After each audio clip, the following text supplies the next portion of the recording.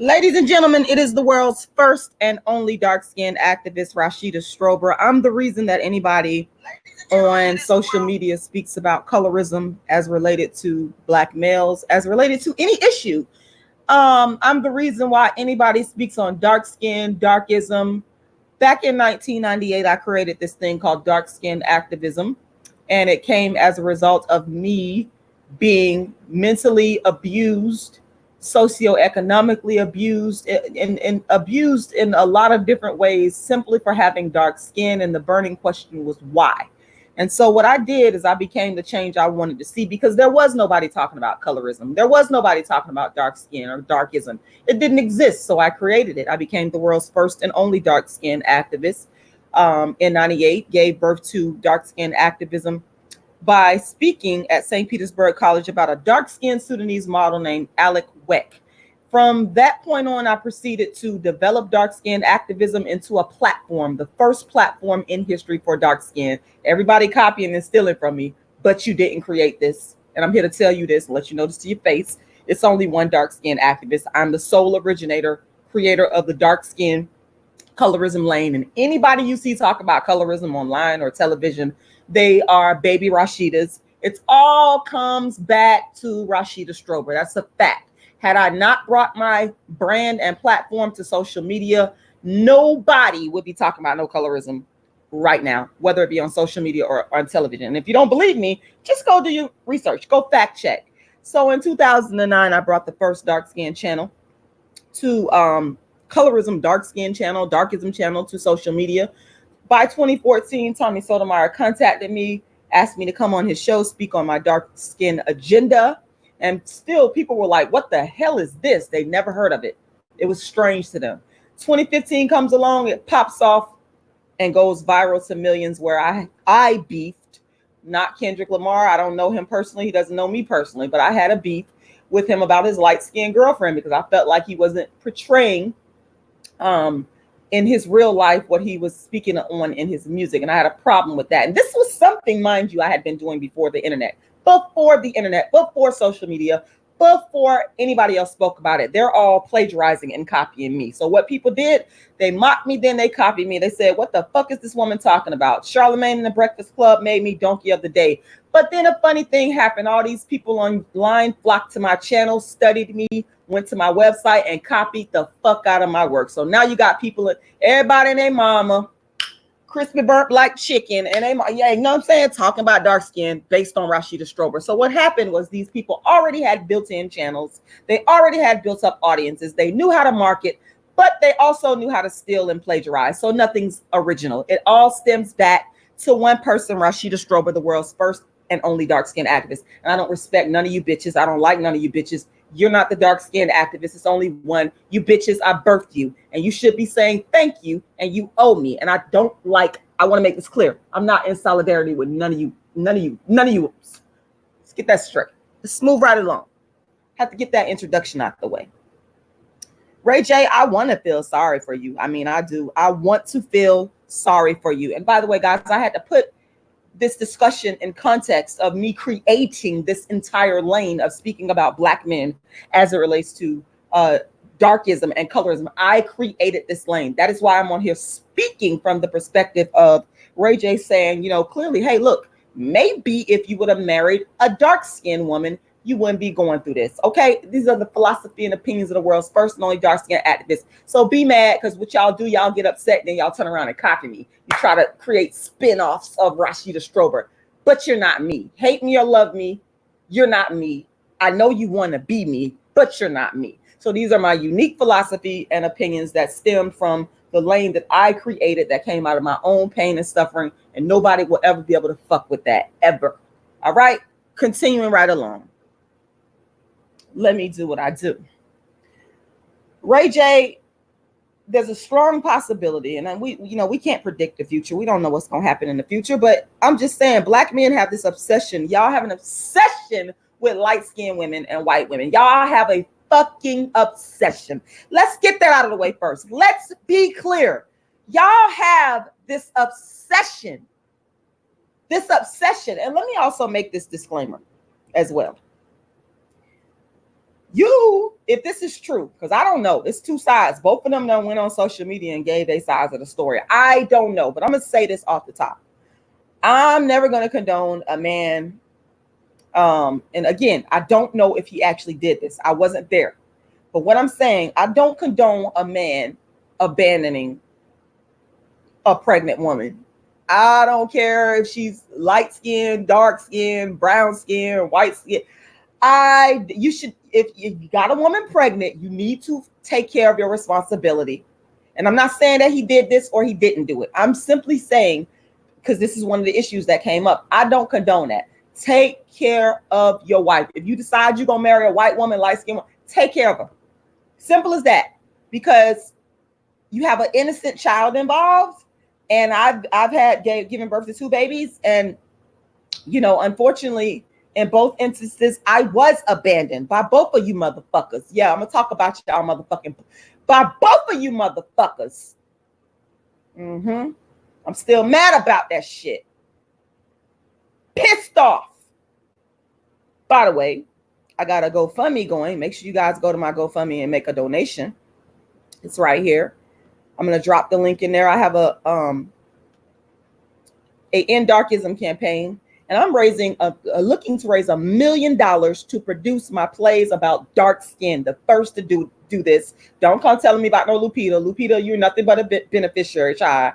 I'm not impressed by you. You're a baby Rashida too. I don't care how rich and famous you are. Baby Rashida. I'm the first to do this. The first author, actress, playwright, the first person in the world to create a movement and artistry and books around only dark skin. If anybody else tries to do this, you got your work cut out for you. I don't care how much money you got. You got to really love this. I own this motherfucking lane.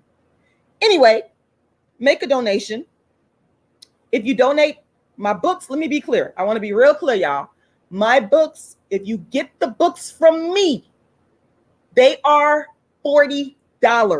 They're no longer $25. We done with the $25 stuff. My books have been $40 probably for the last couple of months, 6 months. So if you get the book directly from me, my books are $40. I got Token Dark Girl, Darkism, and A Dark Skin Woman's Revenge. If you want all 3, that's $120. I will send you an autographed copy of my books. The books are $40. Let me be clear. They're $40. I might make a separate video on here letting you know. Now, if you go to my website, darkskinactivist.com, whatever price you see on there, you pay that. That's what you get for the book. But if you're donating or if you're giving the money through GoFundMe, PayPal, or Cash App, $40, okay? Now, what you also have to do, this is very important because I say this a lot, but people don't listen. They're not paying attention to me. If you buy the book from me through, making a donation on my GoFundMe, my Cash App, or my PayPal, at some point, you're going to need to provide me a mailing address. I can't send you the book unless you send me a mailing address. Okay, so you're going to have to do that, and I will reach out to you and ask you for the mailing address. I always do that, and I'll get that book to you. I send it myself personally. I go to the U.S. Post Office, and I have a receipt with a tracking number, and I send it directly to you. All right, these funds will go towards me producing all of my dark skin plays, and I'm just so excited about it. So make sure you guys go and make a donation. I'm looking to raise $1 million. I need to get this money in hand so I could lock in this venue. Now, back to talking about my baby. I understand this whole thing with, the abandonment issues, because I'm just to tell you right now, my baby daddy, okay, I ain't gonna get too much into it. I might talk about this later. You abandoned me. You abandoned me. You abandoned me. Okay, my baby daddy. I ain't talking about my ex-husband, my ex-dark skinned husband. He abandoned me. He abandoned me, and I'm just copying and pasting some of this stuff. Y'all can just bear with me, and so y'all can go on and make y'all donation. You abandoned me, and my Jamaican ex-husband, you abandoned me. So I don't condone a man abandoning a woman or leaving a woman when she's pregnant, and you could be there, child, please. No. And again, I am not saying that Ray J did this because I don't know. I was not there. All I could go off of is what this he say, she say thing that is going on. Okay. But I don't condone that. If you have a baby, I don't care what color the woman is. Take care of the baby, take care of the woman, Do what you're supposed to do. Do what you're supposed to do. That's off the rip. Off the rip. Okay? Now, got that disclaimer out of the way. Now, you black men, you're obsessed with these light-skinned women and these mixed race women. Somebody said that Princess is black. She's not black. She's mixed race. Her mom is Asian, and I believe her dad is black. She's not a fully black woman. Let's be clear, okay? I get so tired of people lying, arguing. A lot of y'all want to lie and say that a person is mixed race because you just want to make them be black because you feel bad that you're not with an authentic black person. And by the way, it's nothing wrong with being mixed race. That's never an issue. There is absolutely nothing wrong. I have a problem with privilege. I have a problem with privileged people. That is my problem. Privilege. Okay? Sonic Soundwave, you said you need an intro that explains all of this so you don't have to keep saying it. Well, I don't mind keep continuing to say I'm the world's first and only dark-skinned activist and I created this motherfucking lane. I actually love saying that. But you're right. Maybe I do. But, it's two sides to the story. Shout out to everybody. Good morning. And both of them went on Instagram and they both gave their sides to the story. And it's just a matter of who you believe because we're not there with them. We're not around them. We don't know at the end of the day, but they are putting their business all out on social media. They're putting their business all. So you're going to get critiqued. People going to talk about you, especially if you're the one that's actually putting your business on social media. Ray J was very upset about the fact that she did the live with the child in the live, with the baby in the live. And I can understand where he was coming from with that. I actually can, because some people don't want their children being dragged into whatever public, mess that they have. And that is, I could respect that. Okay. But this, it all boils down to a question of who you believe is telling the truth. And one thing I can say, I did not hear Ray J talk bad about her. I don't know if that was a ploy, a manipulative ploy. I didn't hear him say anything bad, negative about her. I did not hear him. I actually heard him praising her, and the way he was sounding, because black men, y'all love y'all mixed race women, y'all exotic women. Y'all gonna do whatever in y'all power to keep y'all women. That being said, he talked about how she was not abandoned and how, he had money. She has money. She got all this money. He was letting us know, hey, we got money over here. He even mentioned a jet that could have came and picked her up. Okay. So, and here's the thing. Again, we weren't there. We don't know if he left her or what. But what I do know is they got a lot of money. I do know that's what we know. They have a lot of fucking money. They're rich and they're famous. This is not no situation where you got chicks that done traveled to different states with their baby daddies, living in motels on the side of the fucking road, and is living from pillar to post, got 4 and 5 chilling, and this motherfucker get tired of the bullshit and you arguing, and he gets up and he leaves your ass. This ain't that fucking case. Okay, that probably would be a dark-skinned woman and some dude. I'm just gonna fucking keep it real. That would probably be a dark-skinned chick, because we know that y'all ain't trying to wife up. We know y'all ain't trying to spend money like that, jetting up, Range Rovering up. No dark-skinned chick with no 4 and 5 kids. You ain't trying to do that shit. You ain't trying to do that shit. Fucking Motel 6. A Motel 6. Motel 6. And on a hill. And on a hill. We know. I mean, come on. Let's keep this 100. Listen. A lot of y'all, I've been nice enough because y'all steal from me. I was nice enough to put my audiobook for free, A Dark-Skinned Girl's Triumph, the Rashida Strober. You bitches started watching that and copying and stealing. You're not the fucking dark-skinned activist, though. You'll never be me. You'll never have the talent that I have to put this shit together. Fuck you. You're not the dark-skinned activist. I don't care about none of you. Anyway. I put it up on social media a couple of years ago. And in that story, the point that I'm making is I was telling my life story. And I speak from experience. I know what I'm talking about. You know, my mom, we, you know, she's dark skinned.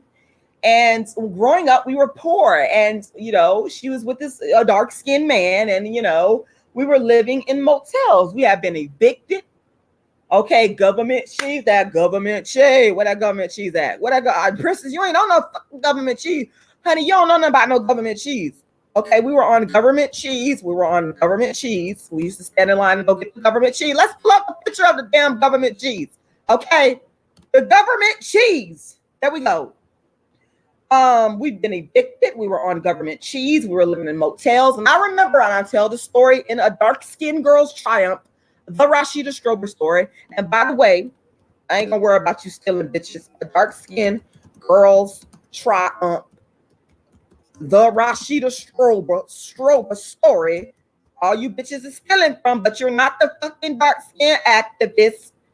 You're not. And look, all these people coming up, all these people that stole from me. You know, all these people, I can't stand none of them. You ain't talking about Rashida Strober and dark-skinned them, you. And that's real. That's real. Let me see if I could pull it up here. Oh man, people are writing about me here. Every time I type in my name, I see some new stuff that I haven't seen before, like when I come online. Shout out to this. I don't know who these people are, but shout out to y'all. Greater Diversity News. Thank you. I was trying to pull up A Dark-Skinned Girl's Triumph, Rashida Strober story on YouTube, because I put it on YouTube, and you guys, there we go. You guys can go and you can listen to my story where I talk about growing up and, you know, living in motels and how we got kicked out the motel because they couldn't pay the fee. They basically couldn't pay the fee. My point that I'm making is, Princess Love, you don't know that type of lifestyle because you're not dark skinned. You don't know. You'll never know that. You don't know about that government cheese, honey. You don't know about waking up at 3 o'clock in the morning with, you know, your 5 brothers up in there and y'all in one motel room, one little low down, little crackhead, little motel room.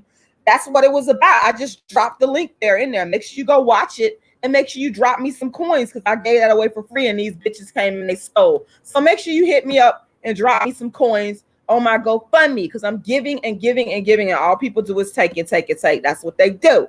But Princess Love, back to you, boo. You don't know nothing about that life. I lived that life. That's why I could sit here and say a dark-skinned woman, these dudes will really for real leave your ass. They'll really for real leave you stranded because it happened to me.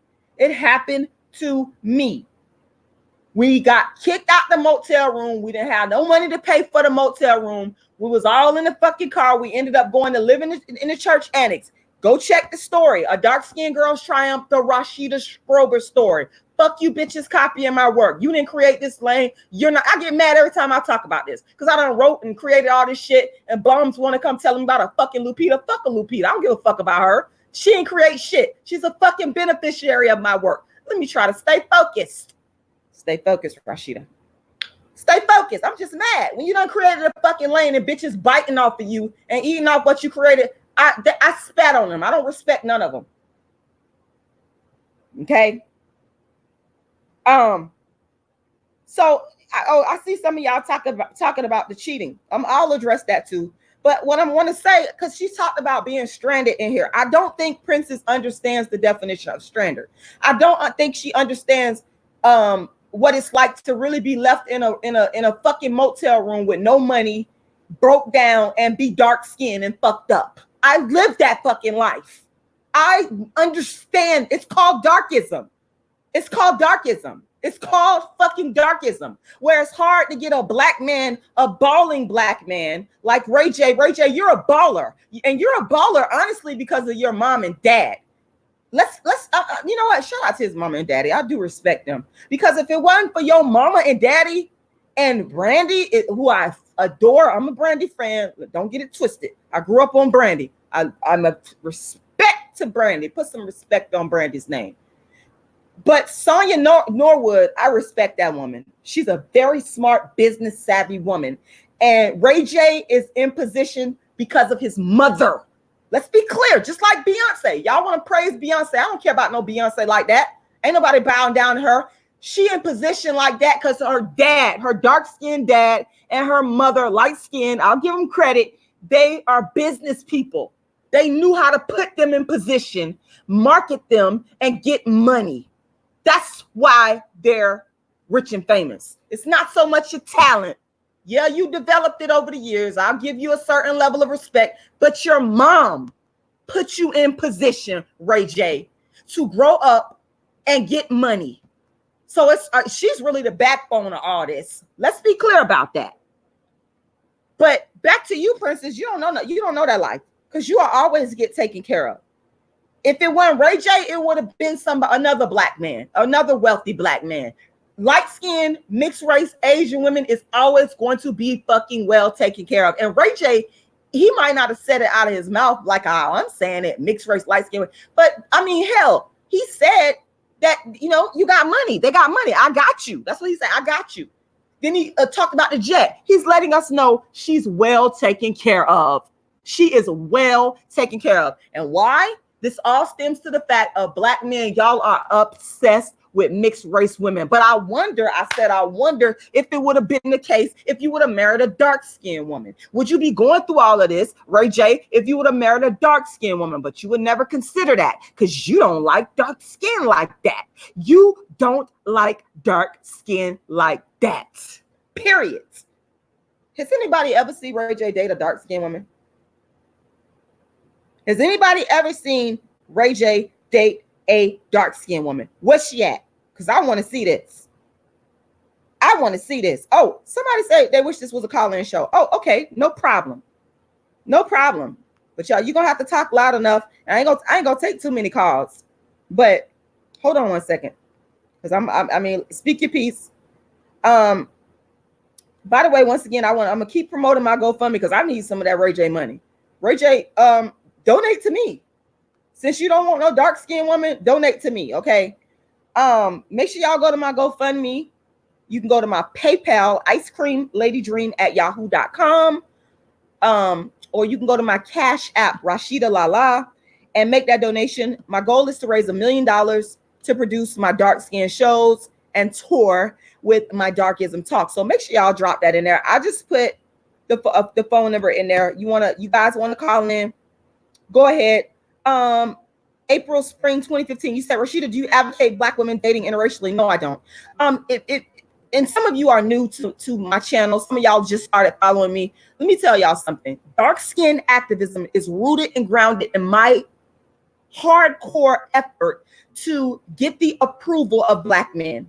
I've always wanted, and if anybody has really followed me, you know that the goal has always been to reconcile the relationship between the black man and the dark-skinned black woman. That has always been one of the chief goals of dark-skin activism. Okay, so I mean, because if we're not reconciling our relationship, if we keep having black people date interracially, we are committing genocide. Plain and simple. I'm not about that life. I want to see black people grow happy and healthy. And I'm so tired of people thinking it's wrong. It's wrong for two dark-skinned people to date. We got some callers coming in. Here we go. Thank you for calling in. You're on live with the world's first and only dark-skinned activist. No Rashida, no colorism on social media. Thank you for calling. Hey Rashida, can you hear me good? Yes, I can hear you loud and clear, and I'm hoping that everybody can hear you as well. I'm gonna hold on one second. I'm gonna type it in the chat box and see if they'll let me know if they can they hear the caller, because this is like so impromptu. Okay, give me 1 second. Can y'all hear the caller? Make sure y'all let me know, because I'm gonna be monitoring the chat box. I would like for it to be heard what she is saying. Okay, go ahead. I'm sorry. So I was gonna say the topic the title caught my eye, and I'm like I kind of irritated when I read what you read. And it's not because you should have dated a dark-skinned female. The issue that I have is like a lot of people feel like, especially as a black woman, they feel like, just because you're dating a wealthy man, you should do cheating. You know what I'm saying? You should deal with infidelity and all that stuff like that. And I will agree with you. he probably won't date a dark skinned chick, but at the same time, he's never gonna be faithful. So at the end of the day, I mean, I think she's right for him, because I don't think any dark skinned female should be dealing with cheating or infidelity, being walked out on, the man being gone for days, leaving her in the house while she's pregnant, all that bullshit. So that's my opinion on that. And I just wanted to say, as far as Princess Love, I don't know if you saw, did you see her live video? Because I kind of just checked it. Yes, I saw the live one where she had the little baby in it, and he was complaining about I saw that one.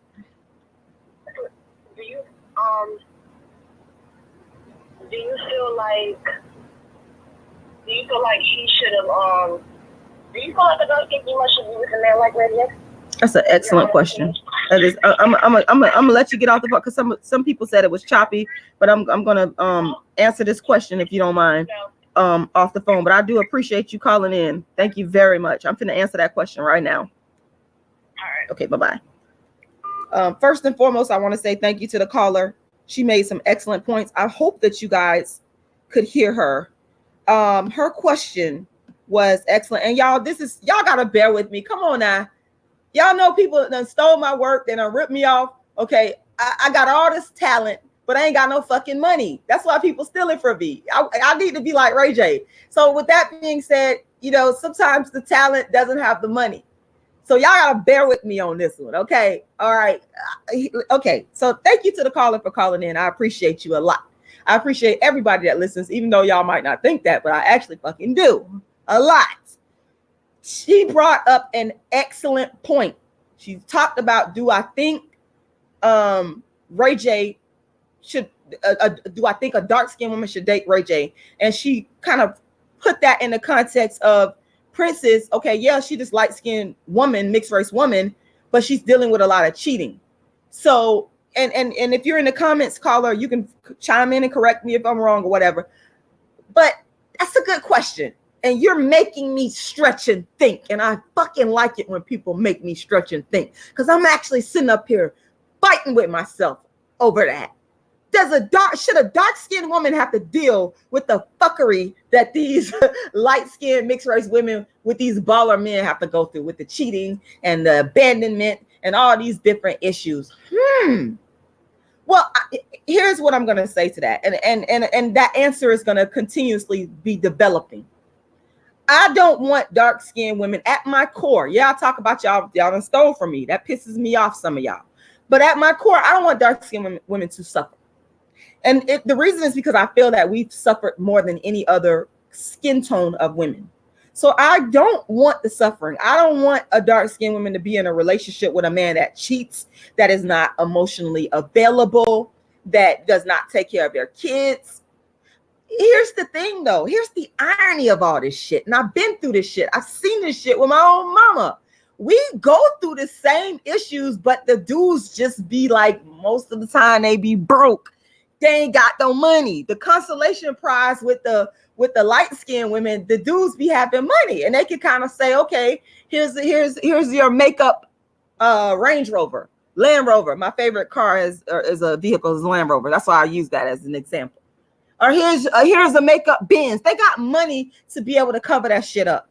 Whereas with a dark-skinned woman, and I told y'all, I don't want us to go through that shit either.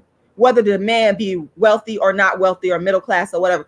I don't want us to go through that. But the thing is, a lot of us do experience it. We just don't have the money. We going through the same shit with our men, the ones that do choose us, that the light-skinned women, white women be going through with their wealthy baller men or middle class men, but we don't have the money. And that listen to me carefully, dark-skinned ladies. Listen to me. Listen to what I'm saying. It's about the fucking money. Quiet as it's kept. Darkism, and I've been telling y'all this from day one. People that's really following me, they know it's about the economics. It's about economically empowering yourself. Because see, Princess, because she's a light-skinned woman and because of her light-skinned privilege, even when she decides I'm tired of Ray J bullshit, she could walk away empowered with that money. The money got her there. I mean, the light-skinned privilege got her the money. That's what got her in the door. Okay, yeah, you got to deal with some fuckery, but you are still empowered. Dark-skinned women can't easily do that. We can't easily just walk away and say, you know what, I got my house over here. You know, you got your shit. I got my car. I'm good. I don't need you. We're going to have to go struggle, a lot of us. Struggle. Except if you're Oprah, I love me some fucking Oprah. I don't care what y'all say about Oprah. I'm an Oprah fan because she's a dark-skinned woman that got it. She got her fucking money. She got her money. And I respect that shit. I don't care what nobody said. I respect that because I know what dark-skinned women go through in relationships and in dating. And the best thing that we could do is we have to go get our own money. We can't walk up in situations and be broke. I'm not saying that she was broke when she came in situation. I don't know that, but I do know a lot. What Tiger Woods, he married the housekeeper, was it the babysitter? She ain't had no money. See, a light skin privilege can allow you to be broke and walk up into a money situation, a wealthy situation. You understand? That's why I was pissed off at these bitches for hating on Tamika Raymond. You bitches should have been happy that a dark skinned woman walked into wealth. Okay, y'all were mad. I was happy. I'm always happy. By the way, and this is rare. I gotta Google this person. Snoop Dogg and Shantae. Thank you, Snoop Dogg, because your wife, she dark skin. Okay, she's dark skin. This is a rarity, honey. This is a rarity. Okay, this is a rarity. Two dark skinned people. Okay, this is a rarity. Y'all know I ain't lying. Y'all know I'm just not lying. Okay, and to the caller that called in, you raised an excellent thought-provoking question. Thank you. Respect. Now, this is an example of a dark-skinned woman. I mean, she was with him when he he had nothing. We can't say that about Princess Love now. We can't say that about you, honey. You were not with Ray J when he was broke down. I don't think Ray J ever been broke thanks to his parents. Shout out to his parents. I got a lot of respect for your parents. I like his parents. I do. But Princess Love, you were not with Ray J when he was broke. Ray J had money already. You walked into a money situation, and it was largely because of your light skin. But I will say, Shantae, she was with him when he had no money, but he stayed with her. Okay, and we know she don't put up with some level of infidelity. We know this.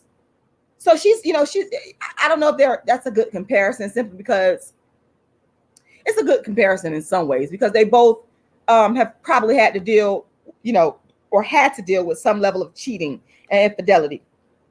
You understand? So, but the thing is, my point that I'm making is I would like for dark-skinned women to be like Shantae, to be in a position to where if they need to walk away and they say, I'm tired of this shit, to not walk away and be broke and poor with no money. But you don't have a lot of black men wiping up the dark-skinned woman like this to put us in the position of financial power. You don't have that. So that's the problem. That's where the darkism comes in. That there is a concept in my book called systemic economic darkism. Make sure y'all get my books. I need y'all to support my work. Systemic economic darkism. Books are $40 each. They are no longer $25. I have to repeat that. They are no longer $25. They're $40 each. If you can go to my PayPal, my GoFundMe, or my Cash App and give that $40. Or if you want to get all three of my books, it'll be $120. I send you an autographed copy. But there is a term in my book called systemic economic darkism. And that just simply means, I just put the GoFundMe link in there. I'm going to keep putting it in there and pushing this throughout the stream. That dark-skinned people are discriminated against in an economic fashion, to where their economic life chances are limited. And I feel like dark-skinned women, regarding marriage choices, I feel like the wealthy or middle-class black men are causing dark-skinned women systemic economic darkism, because you won't marry them. You're leaving us out on our own to fend for ourselves. You're giving money to all the light-skinned women. So we're left in a situation where we have to, if y'all leave us with a bunch of children, we have to go out and get our own money. We're not like the rare dark-skinned Shantaes. Oh my God, honey. I'm happy for her, because I'll be happy when dark-skinned women get money. I've never been a hater on that. Just don't be stealing my shit now. That's the only thing that sets me off. But if you getting your money ethically and you doing, I'm happy for you because I know the struggle. This struggle is real, okay? You can't just waltz up in there with your light skin and long good hair and get it like that. You can't just do that. You don't have that type of privilege. Okay, somebody talk about Gabrielle Union. Well, yeah, Gabrielle Union, she's that acceptable type of dark-skinned woman. But again, she's a rarity. And she already was a movie star. She already was famous before she even got with Dwayne Wade. The majority of the dark-skinned women are left to fend for themselves, to figure out how. I had to do that after my divorce. I had to do that. He ain't paid me no damn alimony. I wasn't getting no damn alimony, child, please. I was left to hustle and fend for my black dark-skinned ass. Okay. I was left to fend for myself. Let me tell y'all. So that's why I could say, like, Princess Love, you should be counting your blessings that your light skin was able to afford you this wealth. Like I said, on the tip of just being a female and you being pregnant with child, I can empathize all day with you on that. Now, that's a whole separate issue for me. That's separate. And again, I don't know if he really left you. I don't know. It's y'all both two sides. Ray J over here saying, no, this ain't happened. She's saying he did it. I don't know, but I can empathize with that. But I'm separating your light skin. I'm looking at it from that point. You have light skin privilege, and it has afforded you a nice, lovely, wonderful life to where you could have at the drop of a dime, you could have paid for a damn Uber, honey. Uber to take you all the way back. You got bread like that, honey. So I'm just trying to understand this. Like, you got money. Why do you want people? What do you want people to do? I mean, we you got us on the being pregnant. You got the empathy part on that. We get you on that. But do you know how many dark-skinned pregnant women I see walking down the street with a stroller? Everything that start with ST, I'm using SC. Stroller with a 2-year-old on one hand and a 5-year-old on the other hand and a 3-month-old and a one in the belly. And I see these dark-skinned women in St. Petersburg all the time, walking down the street, and I say, well, where the hell is the baby daddy? Well, I could tell you where mine was. He was in prison when I had my first son. I was one of them, but I was fighting my way out that motherfucker. Point is, I was left to fend for myself. Dog eat dog. You ain't living that life. You don't know nothing about that life. And a large part of it is your light skin privilege. Your light skin privilege. Your light skin privilege. Your light skin privilege. Your light skin privilege. Don't be trying to steal my song, okay? Oh my God. And Ray J. Yeah, she's half Asian, Jemiah. She's half Asian. Okay. She's not all the way black. She's not all the way black. Okay. Shout out to everybody for watching. Make sure y'all share the video. Make sure y'all like the video. Make sure you hit the notification bell right now and subscribe to the channel. And Ray J, you are a good talker. I'll give you that. Because when you was talking, I did empathize with you speaking on kind of not wanting all your business out there. But Ray J, you're a reality star. Come on, man. I'm having like this tug of war here with my empathy with Ray J. It's a lot of stuff that he did that I didn't like. Like you came for Whitney Houston. Whitney Houston, I'm a big fan. I ain't like how you was putting out Whitney Houston business on the street like that. Especially when Whitney was going through what I did not like that shit. I don't like nobody talking bad about Whitney Houston now. Let her rest in peace. Leave Whitney Houston alone. I'm talking about everybody that's talking about her. If it ain't her mother, just shut up. Just shut up and leave Whitney Houston alone. Let the woman, she's not here to defend herself. She's not here to, and this is why I say people ain't really your friends. They don't really fucking care about you. See, I ain't like how you talked about Whitney Houston, Ray J, trying to build yourself up. I did not like that shit. It's a thing called karma. It's a thing called karma here. You was with you talked You were very disrespectful to Whitney Houston. She's one of the most famous people in the world. Whitney Houston loves Black men. Apparently, she married one. You know, Whitney Houston is beloved.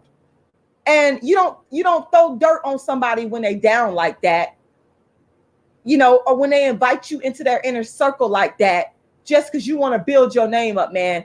People gonna always love Whitney Houston. I never respected him for that. And that's, you know, that kind of just, I thought about that. I was sitting up there listening to his live, you know, and I think Whitney Houston might have been, I don't even know if they was dating. I don't even know if they was dating. I think she might have been the darkest woman that I ever saw him with. I think, you know, and he was acting like he was doing her a favor. She's a fucking superstar. You weren't doing her a favor. I don't care if she was on drugs. You can never take away from the talent, the God-given talent that Whitney Houston brought to this world. She's our fucking Black princess. Fuck that. Don't talk bad about Whitney Houston. Period. That pissed me off. Okay. I did not like that. I did not like that shit now. Leave Whitney Houston alone. So, I'm just,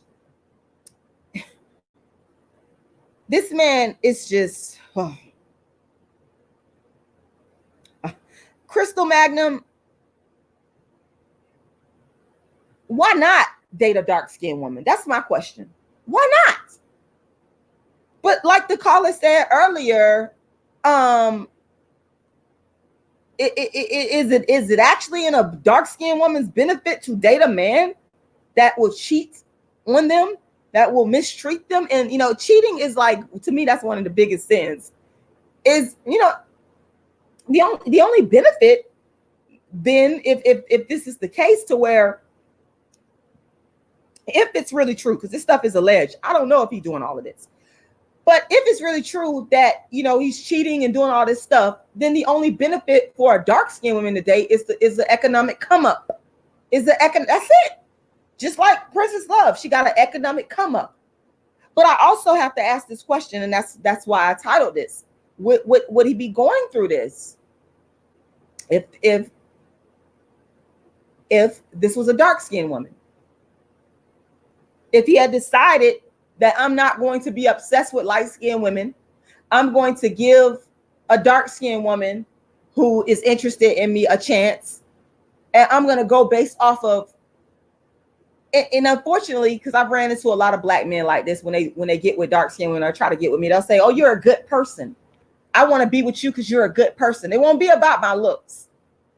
It'll be because I'm a good, and I'm not saying that Princess Love is not a good person. I'm simply saying the darkism that I have encountered that's in a Black man's head when they decide to deal with me. Finally, after they done went through all these white chicks, light skin, mixed race, they'll say, you're a nice person. You got a good heart. You're caring. You're smart. I just wonder if Ray J would have found a dark-skinned woman that was caring, because we know you're not going to deal with her because she's dark-skinned and that's not what's beautiful to you. That's not your trophy that you want to parade around to the world to see and say, look who I wear, look who I wear, look who I wear, look who on my arm, look who on my arm. Okay. We know that this is not what, you know, Black men, they like to have who they like to have on their arm. They want to say, look who I got. Look who I wear. Yes. But it's not like that necessarily with a dark-skinned woman. So it boils down to, oh, Rashida, you so nice. You got a good heart. Oh, Rashida, you can cook good.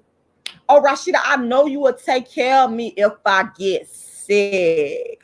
I know you're going to be right there for me, Rashida. Dark-skinned, nappy-headed Rashida. You might be ugly now. You might be ugly. You might be Black and ugly with nappy hair, but you're going to be there for me. I'm going to be there. Oh, I'm going to be there. When I'm broke down and I'm struggling, you know what I'm saying? When I need somebody to talk to, when I need somebody to vent to, when I need to show to the crowd, I know you're going to be there for me. I know you're going to be there through thick and thin because you're a nice person. You might be ugly now. You might be black and ugly. But you're going to be there. So, I'm going to give you a chance. I'm going to give a dog a bone. I'm going to give a dog a bone and go ahead and marry you. I'm gonna make you my wife, but it ain't cause you cute. But you know what? We can stay in. You know what I'm saying? We gotta go out. We don't have to go to these premieres together. We don't have to go to these Hollywood parties together. You can stay in the house. You know what I'm saying? I'm gonna hide you low key. I'm just saying, this is what black men do. Y'all don't be mad. Don't be upset. Don't be upset with me. Don't be mad. Don't be mad. This is what they do. I can't take you to the party. I can't take you to the party because you ain't got that good hair, that baby hair, that good hair, that baby hair. I can't take you to the party, honey, because you don't look exotic enough. You know what I'm saying? I can't take you to meet my boys. You know what I'm saying? You can't meet my boys because you know what I'm saying? You know what I'm saying? You're not a red bone. You're not a red bone. You know what I'm saying? We can't do all that there, but you know what I'm saying? You a good woman. You a good woman.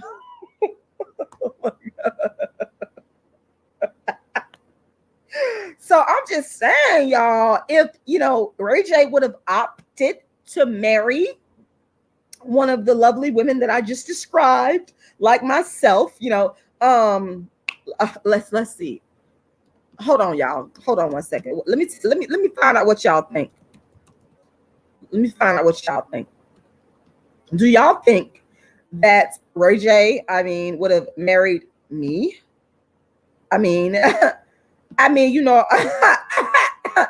I'm dark skinned, I don't have good hair, I don't have that baby hair, but I'm a good woman.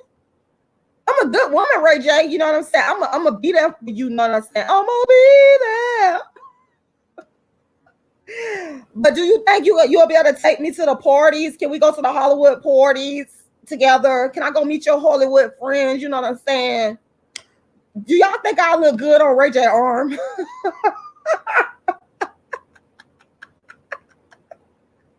Do y'all think I would look good on his arms?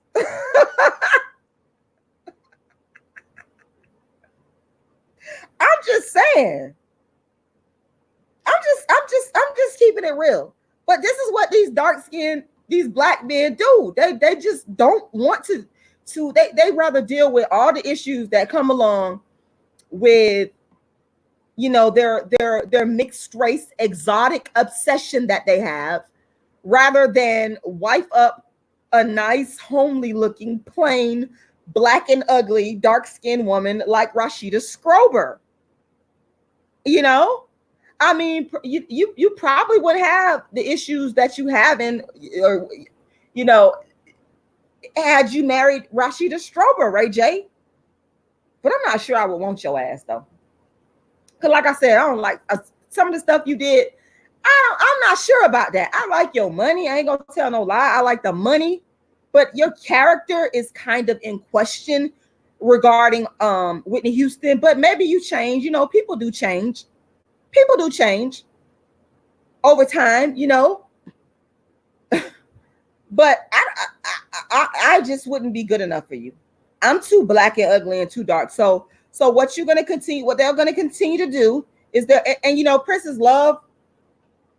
Princess Love is gonna get, they're gonna walk away with a lot of money. If they do get divorced, y'all, she gonna walk away with a lot of money. She gonna be in a position to get hers. She already get hers. She gonna get paid for all the, if he cheating, all the emotional abuse, all the whatever, she's going to get paid. That's why I say the whole thing in this is black men don't even want to put us in a position to go through the cheating and go through the fuckery and all that, so we can in the end they don't want to even put us in that position. They're not gonna do that. They're not going to do that. You know what I'm saying? It's just, man, y'all. And I just don't know if I could feel sorry for Ray J. I'm trying to have some empathy here. But black men, y'all don't never feel sorry for dark-skinned women. Until you just, maybe, like I said, you run into, and I have met black men that married dark-skinned women because they felt they were nice. They low-key, oh God, low-key, they felt like they was ugly. They did. I even know, I ain't gonna say no names. I ain't gonna say no names. But there's this one person that married this dark-skinned woman, never had any kids from her at all because he didn't want his kids to be black and ugly. That's how he felt. That is not how I felt. But he married her because she came from a prominent family. He felt like she was ugly. He felt like she was not a trophy wife. He felt like she was in a he couldn't go out and take her to the parties. She stayed in. I can't make this shit up, y'all. The world's first and only motherfucking dark skin activist, Rashida Strober, bitch, you wouldn't be talking about colorism if it weren't for me. Don't ever get it up. I can't make this shit up. He married her because she already had status, and he wanted some of that status, but he didn't want to take her nowhere. He didn't want no kids from her. Okay, he didn't want no pretty kids with that good hair, that baby hair, that good hair, that baby hair. He didn't want that. He didn't want that because he felt like the kids was not going to come out looking good. They was going to be too dark skinned and hair was going to be too nappy. So there are black men out there who will marry a dark skinned woman because they feel like she's nice or she comes from a prominent family. They just want to fucking use you. They want to use you. They're not benefiting you in any way. They're not adding nothing to your life. They're not enhancing your life. They're fucking using you. That's how it usually be. But this is the flip. Princess Love is fit to get paid. She's fit to get paid, okay? Make no mistake about it. The chick is finna get paid if they get a divorce. She gonna be good. She's going to be very good. Very good. Okay? So, you know, on that tip, I can't necessarily say I feel sorry for her at all because you already got your privilege. You already got your black man who has the money and who wiped you up because you were light-skinned, because black men are obsessed. Y'all got this obsession with these light-skinned women. Y'all would do anything. And you can even hear it in Ray J's voice. He wants to save, to me, it sounds like he wants to save the marriage.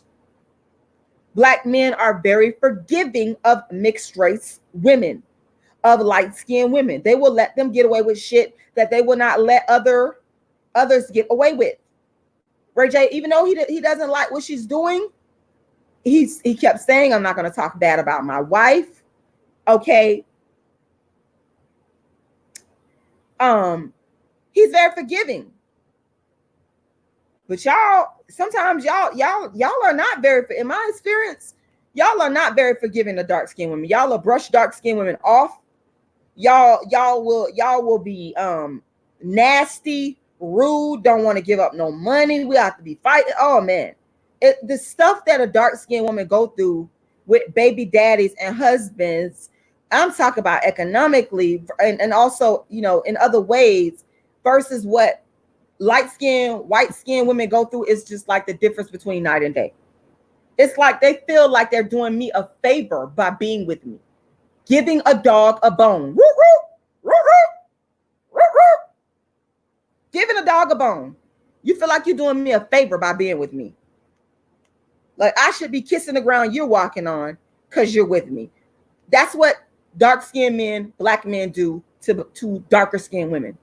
It's always an agenda. You know, and I don't believe in a lot of cases that there is pure love. If we go back and look at the case of let me Google her. If we go back and look at the case of B. Smith, let's look at B. Smith case. B. Smith was the asset there, honey. B. Smith with style, her husband. Okay. B. Smith was the one with the money there. And now B. Smith, she oh, I typed in her name wrong. I spelled it B-E-A. It's actually B with a period, Smith. But B. Smith was the one with the money there. And look what this man did to her. Look what he did. Look what he did to her. Whoop, that is. B. Smith is the one that built that million empire. It wasn't his money that built that up. That's why I say dark-skinned women, we always have to come with something to the table. We have to bring the shit to the table. Unlike Princess Love case, you ain't had to come to nothing with the table except your light skin and your good hair. That's it. That's all they're asking for. All they're asking for you to bring to the table is your light skin and good hair. That's it. They're going to provide the money. Like he said, the jet, I got you. That's what Ray J said in Instagram. I got you. I got you. I got you. It just, you know, it's a sad situation, y'all, being dark skinned. B. Smith's husband, Dan Gaspy, that's his girlfriend. B. Smith has Alzheimer's disease. Okay. So she's so beautiful. She has Alzheimer's disease. And her husband, while taking care of her, so-called, he decided to start dating. And a lot of y'all already know what's going on with this white woman. This is what happens to dark-skinned women, y'all. This is why y'all, we got to be so careful, man. I'm telling you, we have to go into everything trying to protect ourselves, because we will get fucked over. We are, in my opinion, and y'all probably copy this too, us dark-skinned women are the ones that will probably get fucked over the most. I'm telling you, more than anybody else. Y'all young dark-skinned women out there, y'all better watch out. Y'all think, yeah, child, please, y'all better watch the fuck out. You better watch out. And even if you do go get your money and be like B. Smith or what, I got to Google Oprah. Listen, I can't be no Oprah Winfrey hater. Oprah Winfrey done did too much. She went through too much. Oprah Winfrey instead, man. Okay, let me tell y'all something. You got to be like Oprah, and I've said this before. You got to be a boss. Y'all could be mad because she was a light skin man. I don't even give a damn. I know that Oprah has experienced darkism. You better go be like Oprah. You better go try to find your own money, because these black men are not fit to take care of you unless you look like this. Okay, they're not gonna fucking take care of you. They don't got you. They don't got you at all. Now I need some of y'all to got me. My goal is to get to $9,000. Y'all see I'm at $8,146. Now I know that there's somebody out there that can help me get to this goal. Y'all can assist. $40, $20, $100, $500, whatever you can give. Go make a donation. This money goes to me producing the Dark Skin Activist Tour, which consists of my plays. Only dark skin. I'm the first person to do this, and my darkism talks. Okay. So I am going to put the link in the description. Some of y'all have never donated. Make sure y'all go donate. You can donate in 3 ways. You can go to my Cash App. My Cash App, a lot of y'all have Cash App on your phones. My Cash App is Rashidalala. Rashidalala. I just dropped it in the chat box. It's also going to be in the description box to this live, so you'll be able to go back and find it. Or you can go to my PayPal, which is icecreamladydream@yahoo.com. Once again, that's icecreamladydream@yahoo.com. Or you can go to, once again, my GoFundMe and make that donation. The money goes towards locking in a venue. I gotta pay for venue costs. I'm not balling like Ray J and Princess Love. Okay. The money goes towards me paying for the venue, marketing, travel, all the things that go into producing a live show. Now I will be performing this show live stream pay-per-view once I get the venue locked in. And so what's going to happen is I'm going to select a city. You'll be able to come out live and see me in person, or if you're not in the city, you'll be able to pay for a live stream pay-per-view. So as soon as I get the money in place to produce the show, I get the venue, I get everything in place, I'm going to be letting you guys know where you can get your tickets. So you definitely want to make sure you subscribe to the channel. You definitely want to make sure you stay tuned. Check out my website, darkskinactivist.com, because updates will be there as well. Once again, that's darkskinactivist.com. But again, this is a money issue. So help me get to $9,000. That is the goal. Right now, I'm at 8,146. You can go to my GoFundMe and donate. Click that yellow donate button. You can go to my Cash App, or you can go to my PayPal. I'm giving you 3 options. I don't do the donation thing on YouTube because YouTube takes a very long time to dole out the funds. So this is why I do it through these 3 platforms. So make sure to go donate. If you give anything above $40, I will send you an autographed copy of one of my dark skin books, either Darkism, Token Dark Girl, or A Dark Skinned Woman's Revenge. I will also bring the show to you. If you want me to bring the show, put the show up, buy the show, I will bring my show to you anywhere where you're at. And all you got to do is hit me up at my email, darkskinisbeautifulcampaign@gmail.com, or go to my website, darkskinactivist.com, aka colorismactivist.com. But I do charge for the show. It's not free. But again, I'm raising funds. The goal is to reach $1 million, and we're getting there. I'm never going to stop until I reach that goal. So you can help by making a donation right now to my GoFundMe, my Cash App, or my PayPal. All right. And I would really appreciate that support. Dark-skinned women. Let's get back on Oprah. See, Oprah, there she go. Oprah is a baller. Oprah is a baller. When you're dark-skinned and female, you cannot rely on your dark skin to get you in an economic position with a man. No, you're going to have to be self-reliant. And let me tell you something, dark-skinned women. I don't care how you look. You could be the most beautiful dark-skinned woman in the world, child. You could have the most nicest shape in the world. I don't give a damn about none of that. None of that. That's not going to guarantee that you're going to get with a man that's going to take care of you and make sure you find. So you have to do a Oprah Winfrey. You have to go figure out how to become your own baller. Okay, just like Oprah Winfrey did. And people hated on Oprah Winfrey. They hated on her. They did. They did.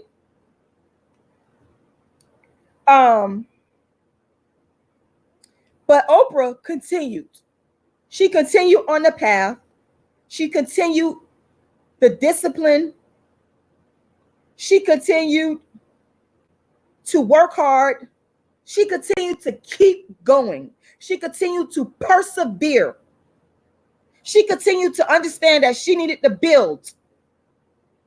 She continued to fight. And this woman is a billionaire baller. And now she's putting Black people in position, giving Black people opportunities on own. People want to shit on Oprah Winfrey. I'm not shitting on Oprah Winfrey. And I'm not saying it, y'all, some of y'all, I don't kiss up to people.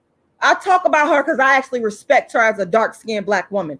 I wrote about Oprah Winfrey in my book, Token Dark Girl, as one of the Token Dark Girls.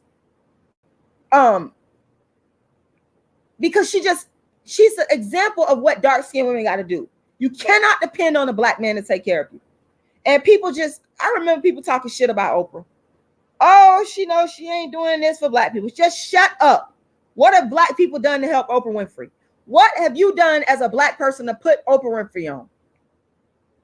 Who put Oprah Winfrey? What Black person put Oprah Winfrey on? What Black man put a heavy-set, dark-skinned woman Oprah Winfrey on? Tell me that. I'll fucking wait. I'll wait. Who put Oprah Winfrey on? Shit. This is what I want to know. For the Black folks that will sit up here and talk crazy about Oprah Winfrey. What Black person gave her an opportunity?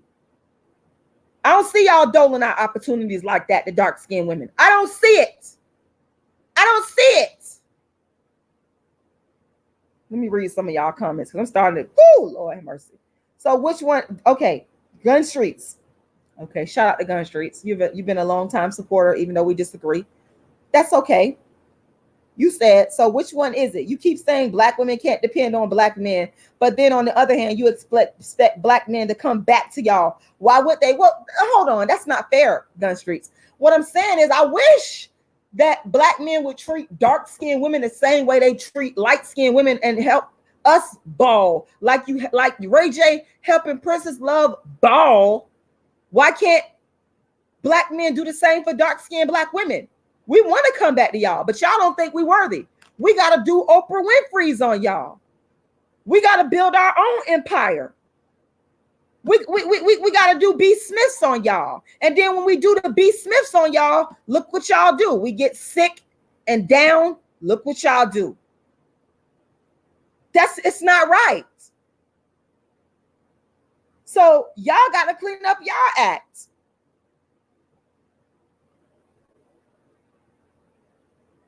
Y'all got to clean up y'all act.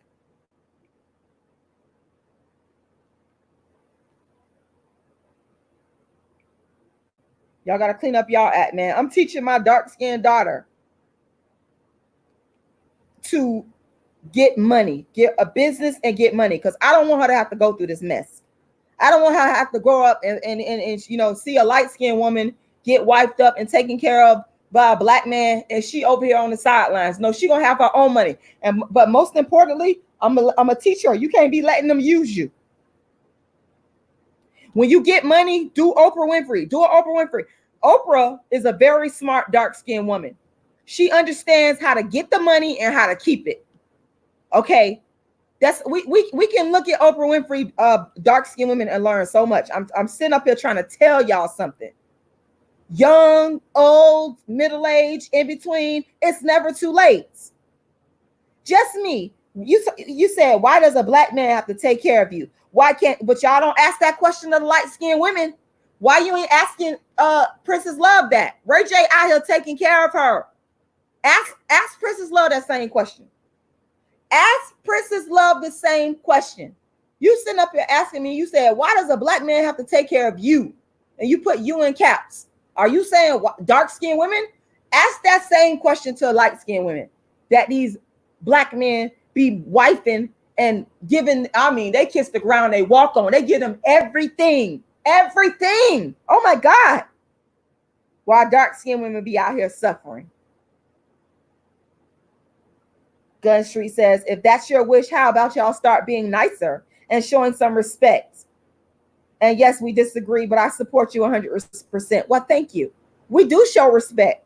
What about the disrespectful light-skinned women? So are you saying that light-skinned women show respect and therefore they're worthy of being taken care of by the black men with the money, or the middle-class black men, or even the poor black men? What are we saying here? Let me read some of y'all comments, because I want to make sure that I'm letting the people know that I'm paying attention. You said, Crystal Stare, you said, who cares about what black men want? I actually care, because I'm tired of them discriminating. I'm tired of them feeling like it's okay to go and work hard 3 and 4 jobs and build businesses for a light-skinned woman, but not do it for a dark-skinned woman. We deserve the money too. Lynette Norman, you said it's sad that people base you on your skin tone, especially by our own black people.